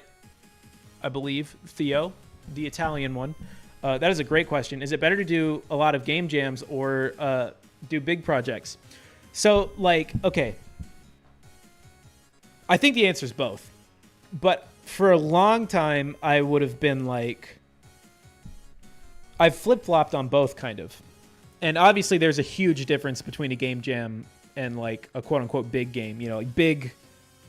could mean anything, first of all. So that's a little important to distinguish. Is it like big, like Rose of Starcross, where it's going to be like a big RPG with lots of areas, lots of assets, long runtime, or big as in like, Undertale, which Undertale is also pretty big, but Undertale's, like anywhere from like 7 hours to 9 hours or something. Which I mean, it's still pretty long, but a lot of that's dialogue and everything. So, does a big game mean just a few hours? But regardless, there was a time where I would have said like game jam games for sure, because you can learn a lot from them. You challenge yourself. See ya, Arthur. Thanks for stopping by, man. Yeah, you're totally good. We'll be here every week. So hang out whenever you feel like it. But anyways, game jam games are great to learn stuff. You get to practice your skills a lot. A big thing is you get to practice the basics a lot because you always have to restart with a game jam. And I'm sure it helps you with getting better at being decisive and brainstorming and things like that. So there was a time where I would have said that for a while. And then there was a time where I kind of was a little icked out by game jams, which I'm not right now.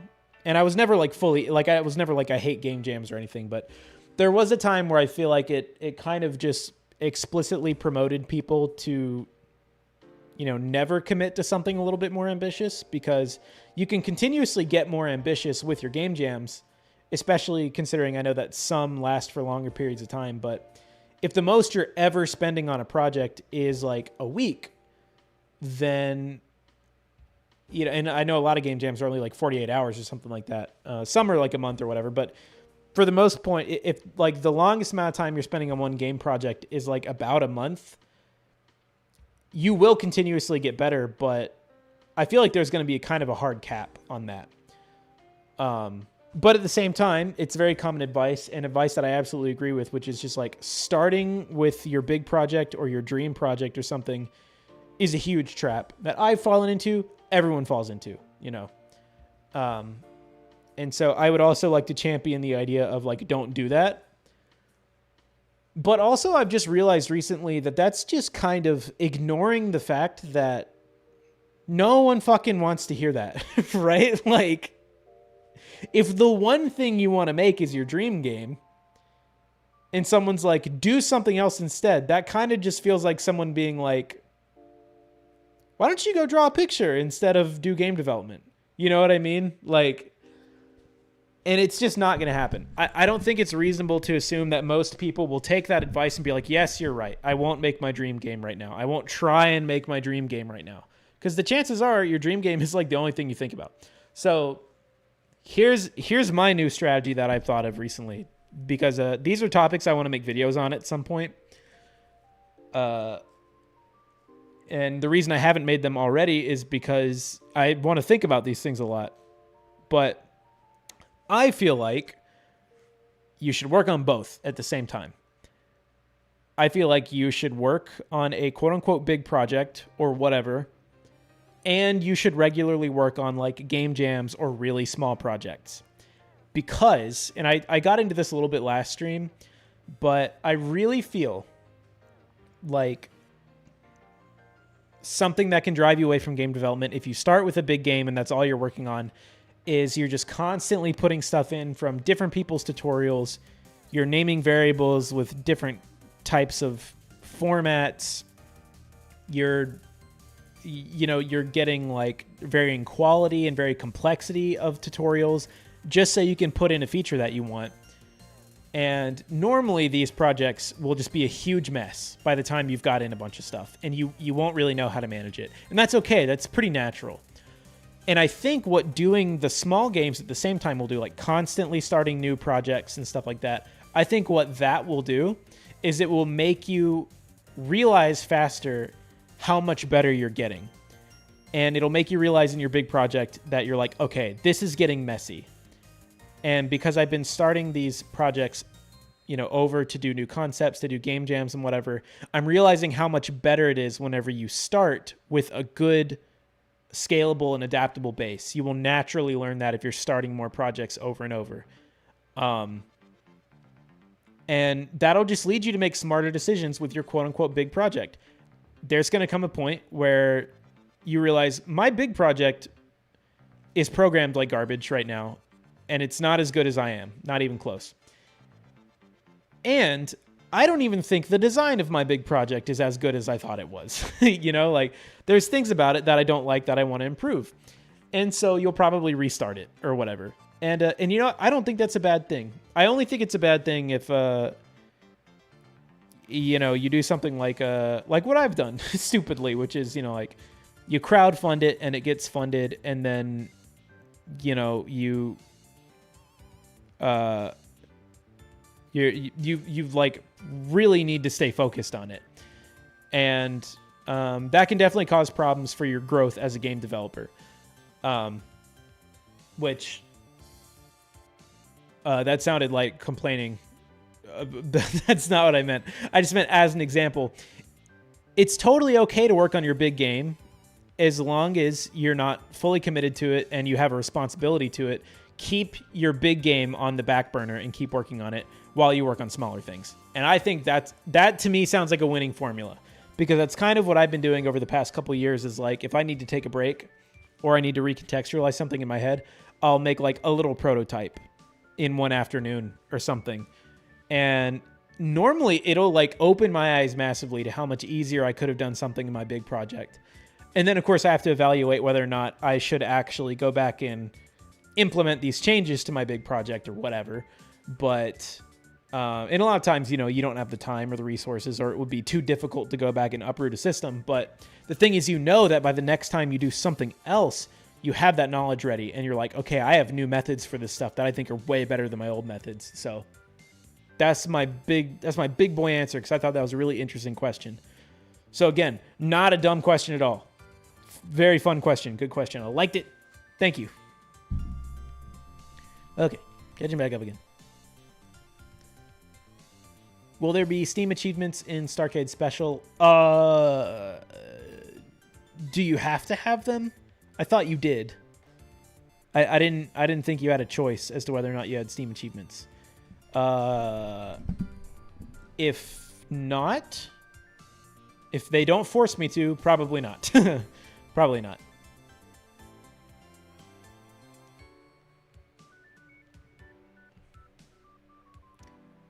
The benefit of trying it both ways is then deciding yourself out. The ways choosing one and sticking to it, the variety of new experiences will be where your skills grow. Totally. 100% agree. Yep. And obviously that was in reference to the small games versus big games, or, you know, game jams versus big games or whatever.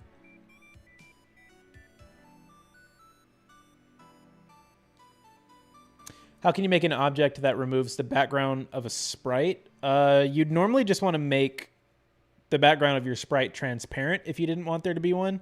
But if for some reason you did need that to happen in real time, you would need to use like shaders or masks or something like that. And that's pretty advanced. So yeah, you just want to make sure it's transparent in the editor.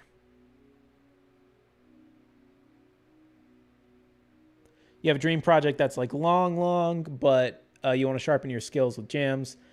The jam you're doing right now, you don't feel like it's helping. And the jam is only 2 hours so far. Yeah, that's another interesting part to it, by the way. Which, first of all, I think you're going about it right, which is wanting to hone your skills first. I do think you should pluck away at both at the same time and just be willing to know that in the future you might want to restart your dream project. That's A-okay, and trust me, it's a lot more exciting than it sounds. Up front, that can sound a little not fun, but anyways, I think I see what you're saying, though, which is you're saying you don't feel like the game jam is really helping sharpen your skills. That's also true. Something like a game jam might not help sharpen your skills very much because it's timed and there is a natural pressure with finishing it. So maybe instead of doing game jams, just give yourself like, okay, this weekend I'm going to work on this. Not for any specific amount of hours, and I don't have to stop working on it after the weekend's over. I can work on it next weekend also, but here's what I would like to work on. And if you want to completely remove any of the possible like stress or distractions from it, check out game jams, see what their prompt is, and then don't enter the game jam. Just do the prompt for fun, and you can take as much time as you want to learn something. You can take as much time as you want to plan it out and figure out what it is you really want to learn or what you think you're going to need to focus on for it. So it doesn't have to be game jams. I could definitely agree that maybe game jams are not necessarily a good learning environment, even though they're good for a lot of experiences with game development. They may not be the best for learning, so that's totally okay. Your projects that you work on don't have to be for something, you know? Your project doesn't have to be for a jam. It doesn't have to be something you're going to release in one way or another. It doesn't have to be something you're going to show off. It can literally just be something totally for you. Or maybe it can be just something totally for your buddy or something like that, you know? But yeah, don't feel pressured that, you know, everything has to be, have like a tangible reason for it. You know, your reason can just be for learning, and that's very, very important.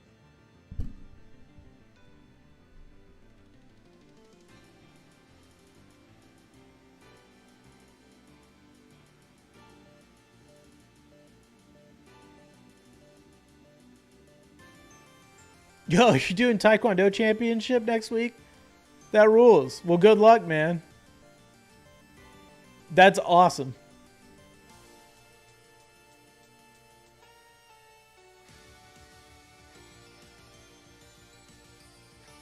Okay, you don't have to have achievements in Steam. Yeah, I personally, I just don't care about them, and I don't really like them very much. But I don't know. I haven't made a decision on it.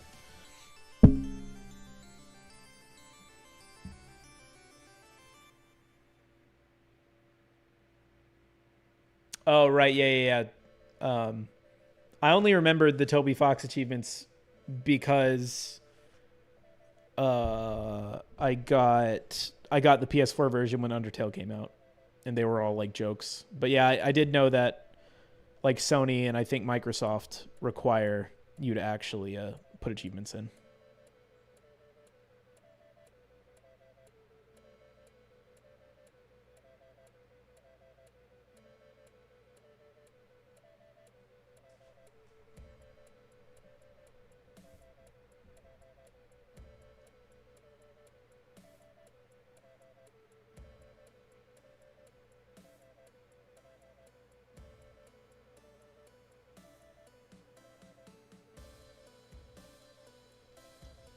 Yeah, Gail, that would probably be. I mean, that would be the way that I would do it. I would just pass in to the shader some uniforms for the red, green, and blue of whatever color I wanted to cut off, and then turn the alpha down to 0.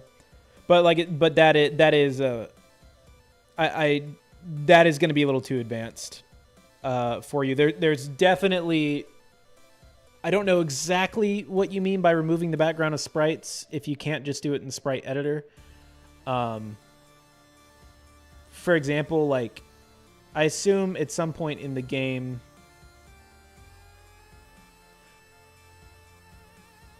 oh, you just want to remove it because I assume maybe you did like a 3D render, or you got like a sprite set from somewhere that has a background color and you just don't want to remove it from all the frames. I mean, it's just going to be so much easier and so much more efficient for you to just remove the background.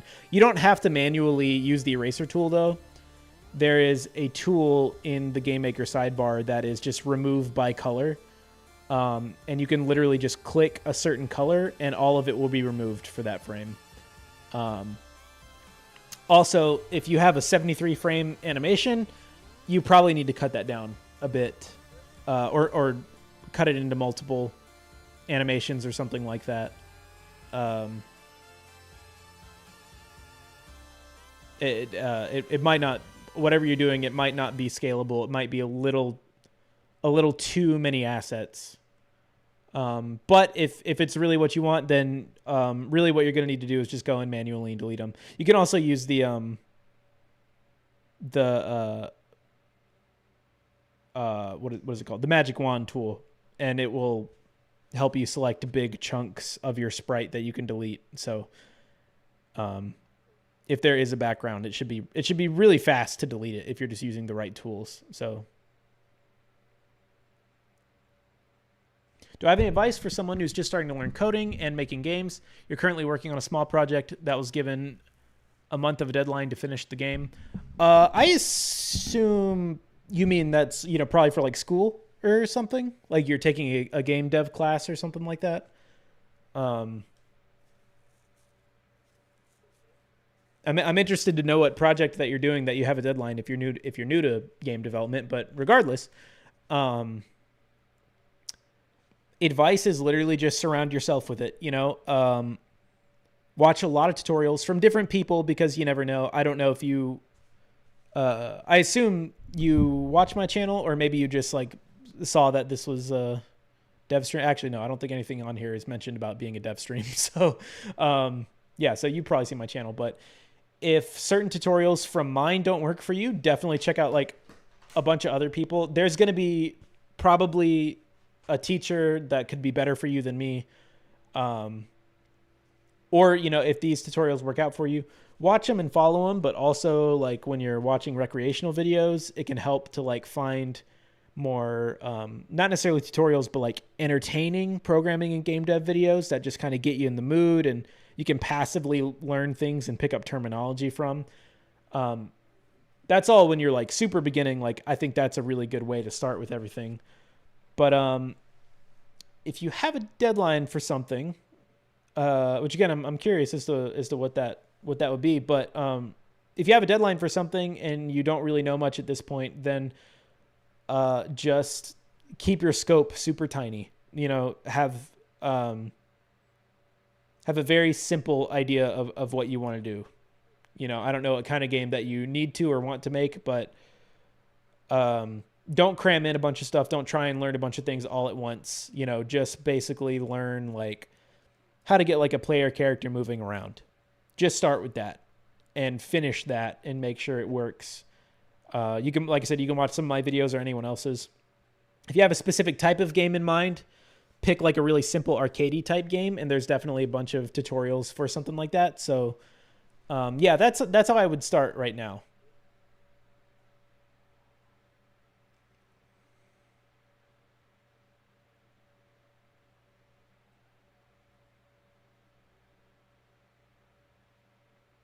Okay, so your real difficult right now is in Italy. I see for like game programming. There's not a lot of resources for you like school or anything like that or courses.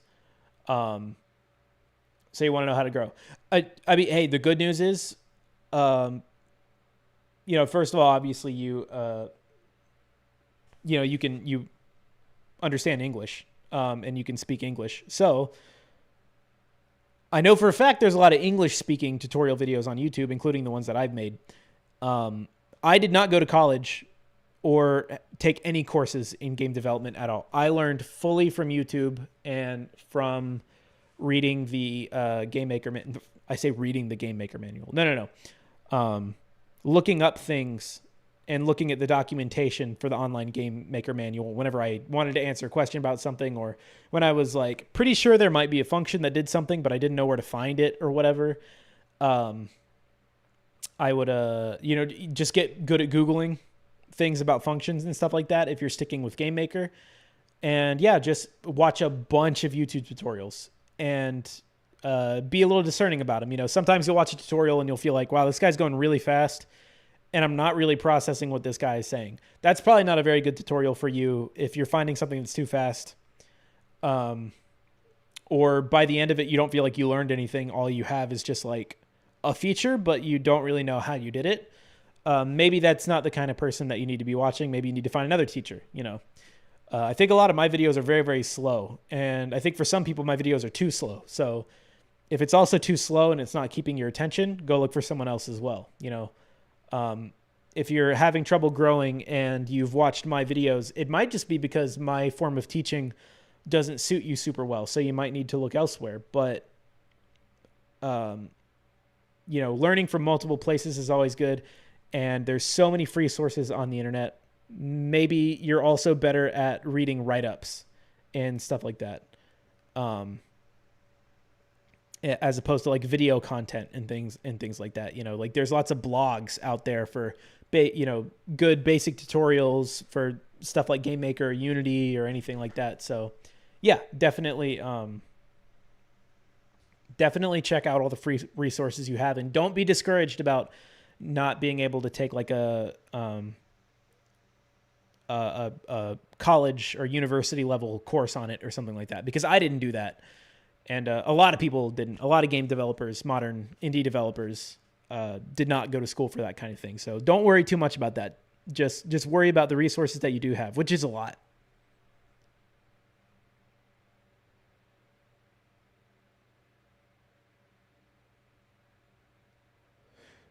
Oh, do I ever think I'll switch engines or Game Maker forever? I don't think I'll ever get rid of Game Maker because I know it so well, and I think it's just really good for 2D games. And I don't know if I'll ever be uninterested in making 2D games, even if it's just for pet projects for myself. But I'm totally going to make a 3D game at some point, in which case I will have to get a different engine. I am not interested in being a super genius who can make 3D look and feel good in Game Maker. I ain't that talented, I ain't that good. So I will absolutely be I've plucked around in both Unity and Unreal before, and they're pretty fun. But obviously, I never got used to either of them. But probably after I'm done with my big games, I'll try Unity a little bit because C Sharp seems pretty friendly. Or maybe by that time, Godot. I don't know.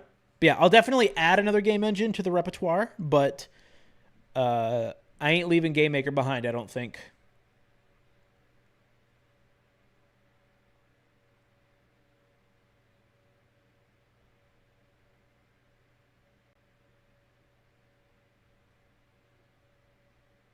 If the video is too slow, increase the video speed. You know what? Genuinely though, I do think that I think that's a really underutilized tool by people.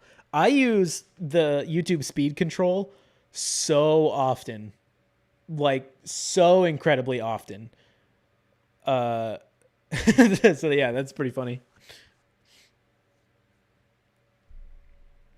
If yeah, I've like watched streams of like people, like editing their YouTube videos and stuff, and like doing research and going through footage, and it's crazy. Some YouTubers are like so accustomed to like watching interview footage or gathering footage by watching it at like 4 to like 8 times speed or something like that, which makes sense. If you make like a big video essay that's got hours upon hours of research and footage from different stuff, it makes sense, but it's really funny.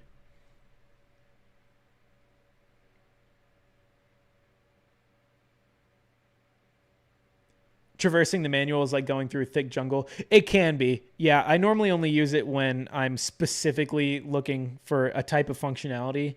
Like, um, I think I used this same example last week, but like, if you need to know something about a color, you're like, I bet there's a way to blend colors in code in real time.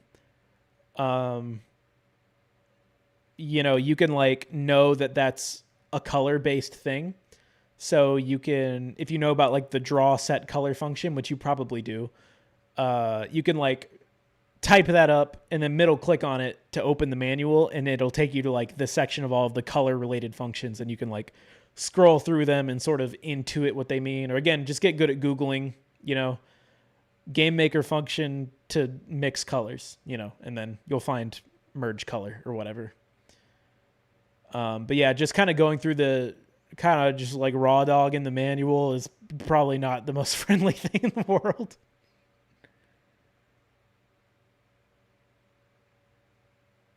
Will I make an ending soon graphics? No, it never ends.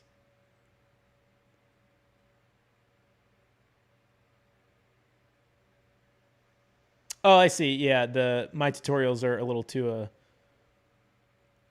too generic. Which I mean would be the case for most tutorials on YouTube. But I mean there are some of mine, like the platformer one it's generic for sure, but it is pretty comprehensive and stuff. But yeah, no, I know exactly what you mean.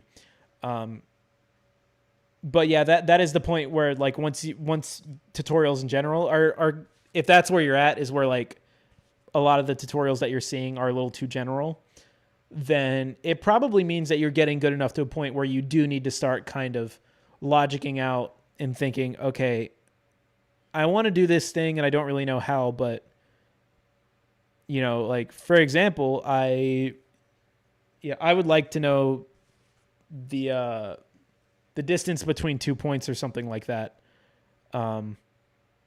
But the x's aren't equal or the y's aren't equal, so there's got to be like some math or something involved in that. You can do that with just normal math, but also if you like are looking up like direction between 2 points, you can find like point direction. Or if you want to find the point that's a length and a direction away, you can sort of logic out. There's got to be something like that in GameMaker, or a method to do that, and figuring out how to look that up, and then you'll find the length dir functions and stuff like that. So yeah, that's probably what you need to start doing, is practicing like if you don't know how to do something but you feel like it should be a little bit easier, it might mean that there's a function that you don't know about and that you shouldn't really get too duct tapey with things. But again, also something that you can do to help kind of spark that line of thinking. watch programming videos that people do, and not necessarily tutorials, but like watch generic programming videos, like someone doing something in C# or whatever. You might not really understand what's going on when you're looking at C# versus GameMaker language, but you'll hear like the logic that people go through, and it can kind of get your brain working in a certain way, and it can get you accustomed to like thinking about problem solving with programming. I found that to help me at least. So that's another thing you can try.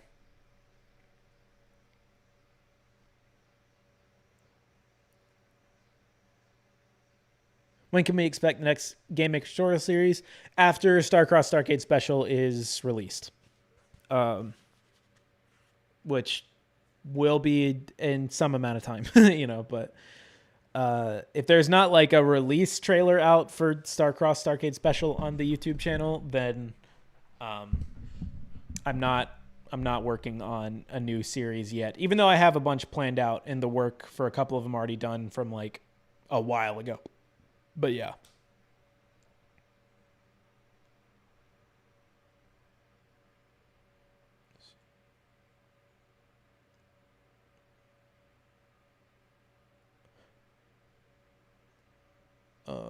Okay.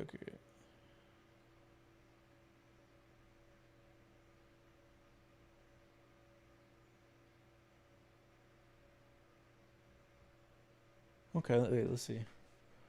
The development.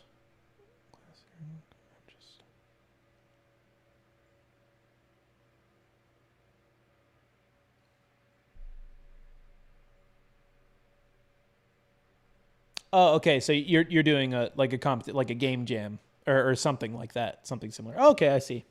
Well, since you're so early on, just really don't worry too much about.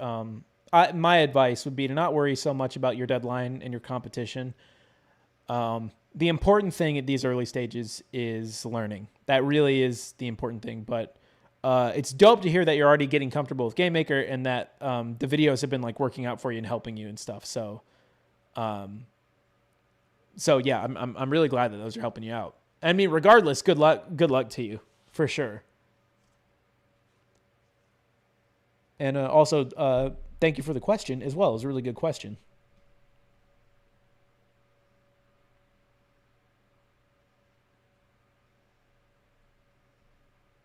Oh yeah, Big Meat for sure. It always makes me really happy whenever people get to that point where they can start like getting a little detached from the tutorials, and then like using the tools that they currently have to figure out new things or make like logical conclusions about stuff. That's awesome. That is an excellent place to be. And yeah, forums are really good too. That's another thing. Forums will have like really specific answers to really specific questions that you would never see anyone take time to make videos on, because they're way too specific. But you'll find like on the Game Maker forums, or game dev subreddits probably, or something, you'll see people ask hyper specific questions, and then someone will always be there to be interested in it and actually help with it.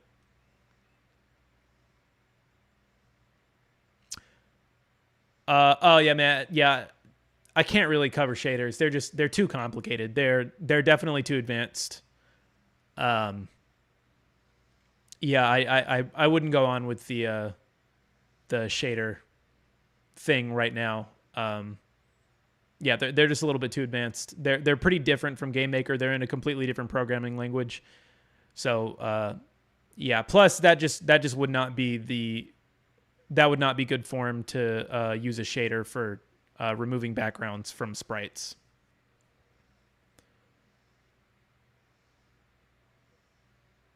Do I have any tips for level design in a top-down RPG? Oh, good question. What kind of RPG first, before I even go off on something?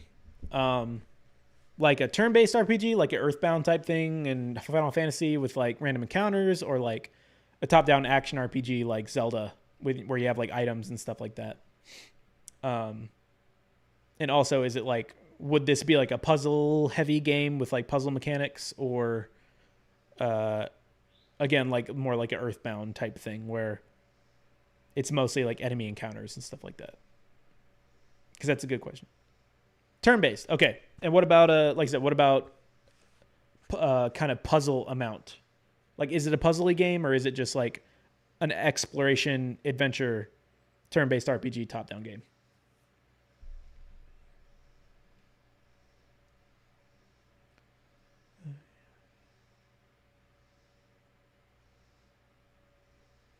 Yeah, Big Meat, that rules. Yeah, that's awesome that you can start logicking stuff out yourself. Super, super incredible, super important step. I learned on forums how to download Club Penguin. Did you? Has anyone here seen that video of the guy talking about how they made and like rendered down the Club Penguin? It's a fun video.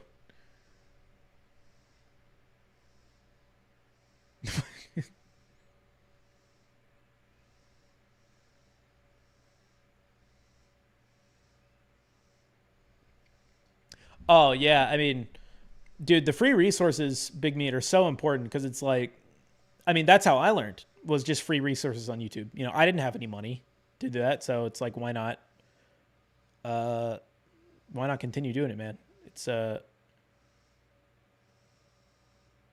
yeah, it's great that we live in a time where like learning something really just takes a little bit of the discipline or the drive or the want to learn something, and then you have the free resources. It rules, man.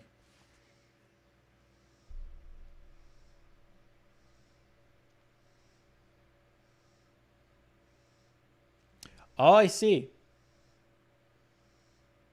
An academic competition, so the pressure is pretty high.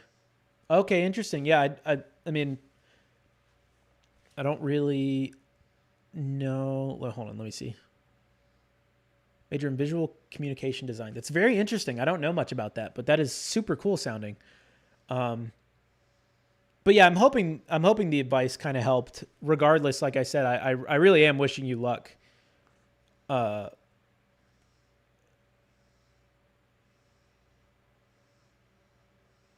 Sorry, that was actually okay. I thought I just dropped a bunch of shit. I don't know what just happened in my closet. Um, but anyways, uh, but yeah, no, I'm glad that hopefully it could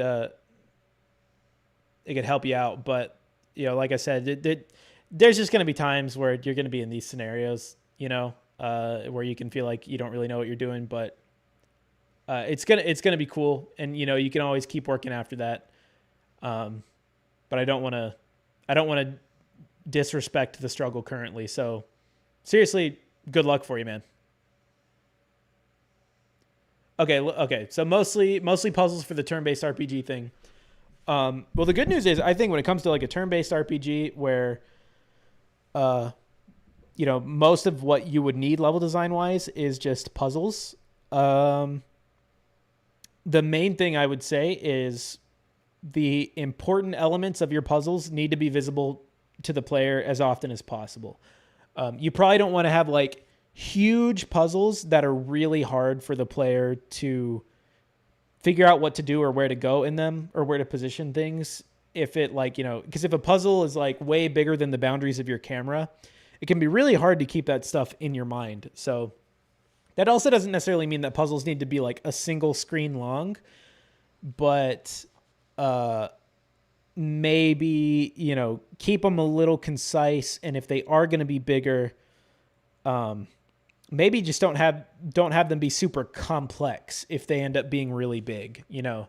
Have it basically be like a small, easy-ish puzzle on a little scale, and then just scale it up or something like that, you know. I think that's really the only thing that matters when it comes to like, you know, puzzle overworld type stuff. Um, and you know, just make sure the rules and the readability of whatever the puzzle it is that you've made are obvious. Um, yeah, otherwise it just kind of depends on what your puzzle solving mechanics are.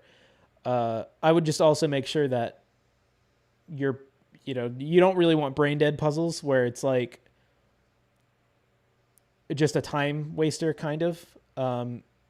you don't want a puzzle that like you can solve in your brain instantly, but then it takes you like 30 seconds to do it. You know, that can feel a little tedious and frustrating. So yeah, if you're finding a puzzle is just seems to be a little too easy or too obvious, which can be kind of hard to do on your own, which, you know, you can ask other people to help you out with that, test out puzzles or whatever. Or you can try and like logic it out and intuit it or whatever. But yeah, I mean, those would be like the two main things: is make sure that the puzzle is readable and that maybe you don't necessarily solve it within like half a second of looking at it, you know?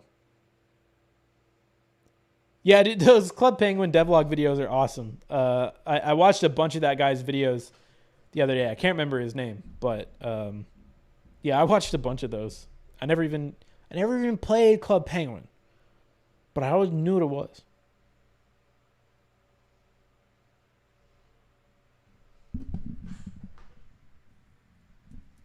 Oh, thank you, Reanimation. Glad to hear they helped.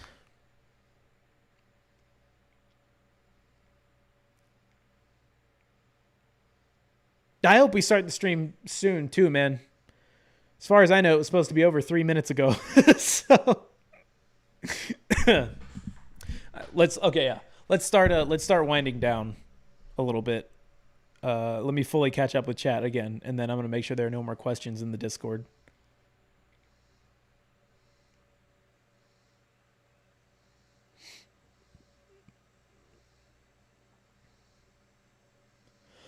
Oh yeah, you took a class about coding in school and it was easier not in school. Dude, everything I've ever learned was so much worse in school. I don't like school. I'm going to be honest with you, man. I don't have a lot of faith in the education system for one, making subjects interesting in the first place to make kids want to learn them, or, you know, just people in general, for like college or any kind of online courses. But even then, I feel like a lot of them are not taught well in the first place. So even if they do somehow get you interested in it, you're just like fighting the annoying format of teaching. So yeah, YouTube is king, man. YouTube is absolutely king.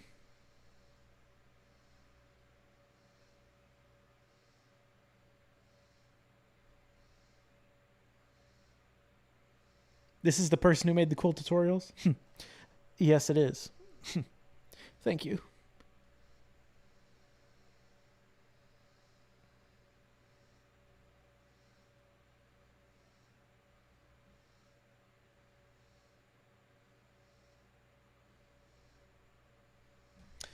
Weird question. It's been a few months now that you've been doing pixel art, but you struggle to do something that doesn't use any symmetrical tool in Aseprite. Is this comment? I assume you mean that in Aseprite there's a, or however you pronounce that, Aseprite, that there's like a tool that just as you paint, it mirrors it. I mean, I don't know if that's common or not. I mean, I would imagine that's not super common because you need to, most sprites you'll have are not going to be symmetrical, probably. But, I mean, if it helps you, then it helps you. That's totally good. But if you're finding that you're completely dependent on it, then I would say just stop using it as much. You know, if you're worried about becoming too dependent on a tool and you're finding that tool is limiting you in some way, then try and get used to using it a little bit less. Which shouldn't be too much of a problem as far as pixel art goes, because again, pixel art is very, you have to specifically put a pixel in each individual place. So a symmetry tool can absolutely speed up the process for certain things, but it shouldn't be necessary. You know, you should be able to just copy one side of the sprite if you really want to and mirror it by counting pixels and stuff like that. It's like I still have to do that. I count pixels all the time to make sure things are properly symmetrical or spaced the right way and whatever. I mean, if it's if your only hang up is that you feel like you shouldn't be using it, but it's working for you, then who cares? Just do whatever is actually working for you, you know? But if sorry, I got distracted. Sorry. I should probably like have my headphones in that like keep me focused on the screen. I'm thinking about work now that I'm about to shut everything down. But yeah, if it's not really causing any problems, don't worry about it. But if it is, then just try and wean yourself off of it a little bit and practice some art without it.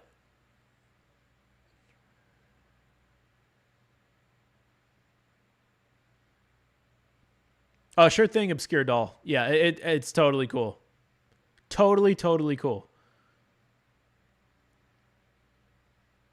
I'm glad you came in and you asked stuff for sure. You know, anytime you have a question about something, I got you.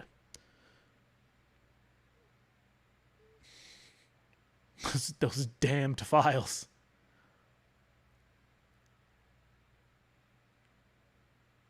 A sprite, that's probably probably more accurate than ass sprite.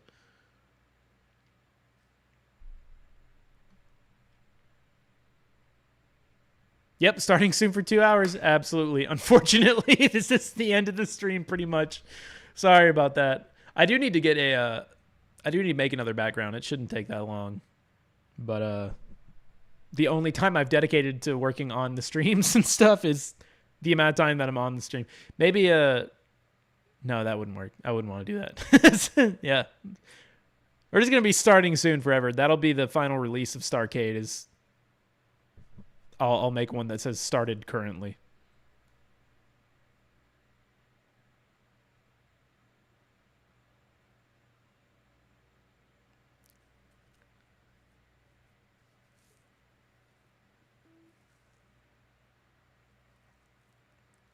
Okay, how'd you do the combo attacks in Starcross Starcade Special?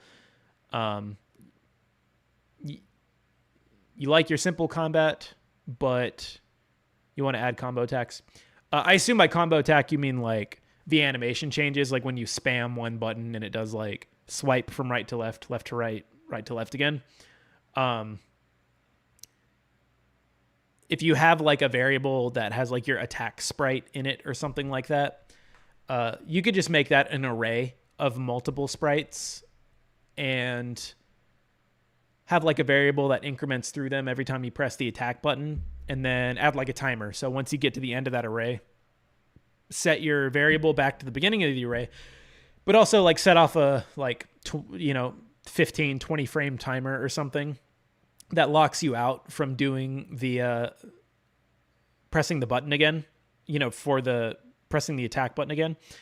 And, then you'll have like a however many long combo string that has like a slight delay at the end of it. That's the easy way to explain it.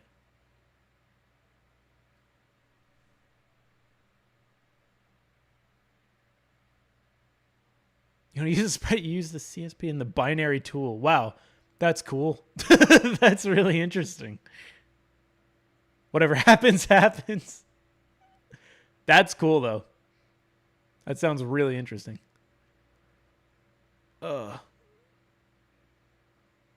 face cam? Yeah, I actually did have a webcam. I used it once on one stream.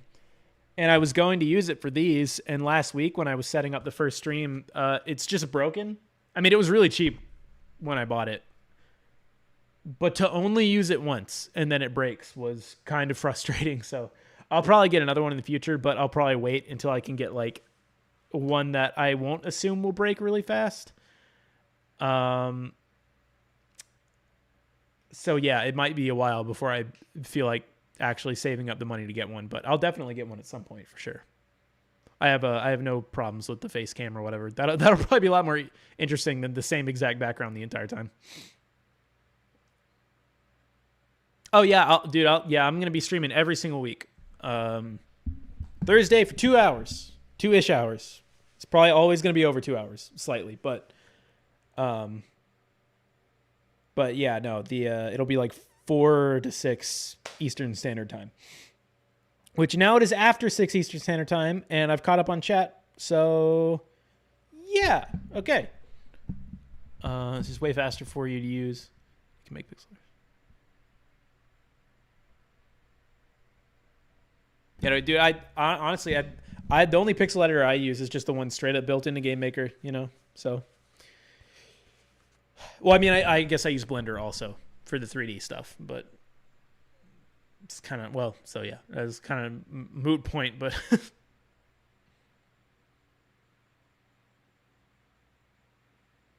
all right, be fast. Well, you get back to your files. All right, you can go organize your files.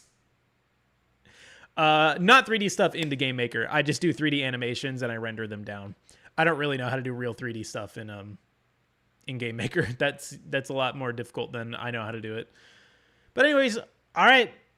Thank you guys for hanging out. This was very fun. If anyone wants to hang out again, next Thursday, same time. So bye-bye, everybody. Have a good rest of your week. Have a good weekend. Do some game dev or just anything creative. Relax a little bit, you know. Make sure you have a good week. All right. Okay. Yep. Sorry, guys. Bye bye. See you later.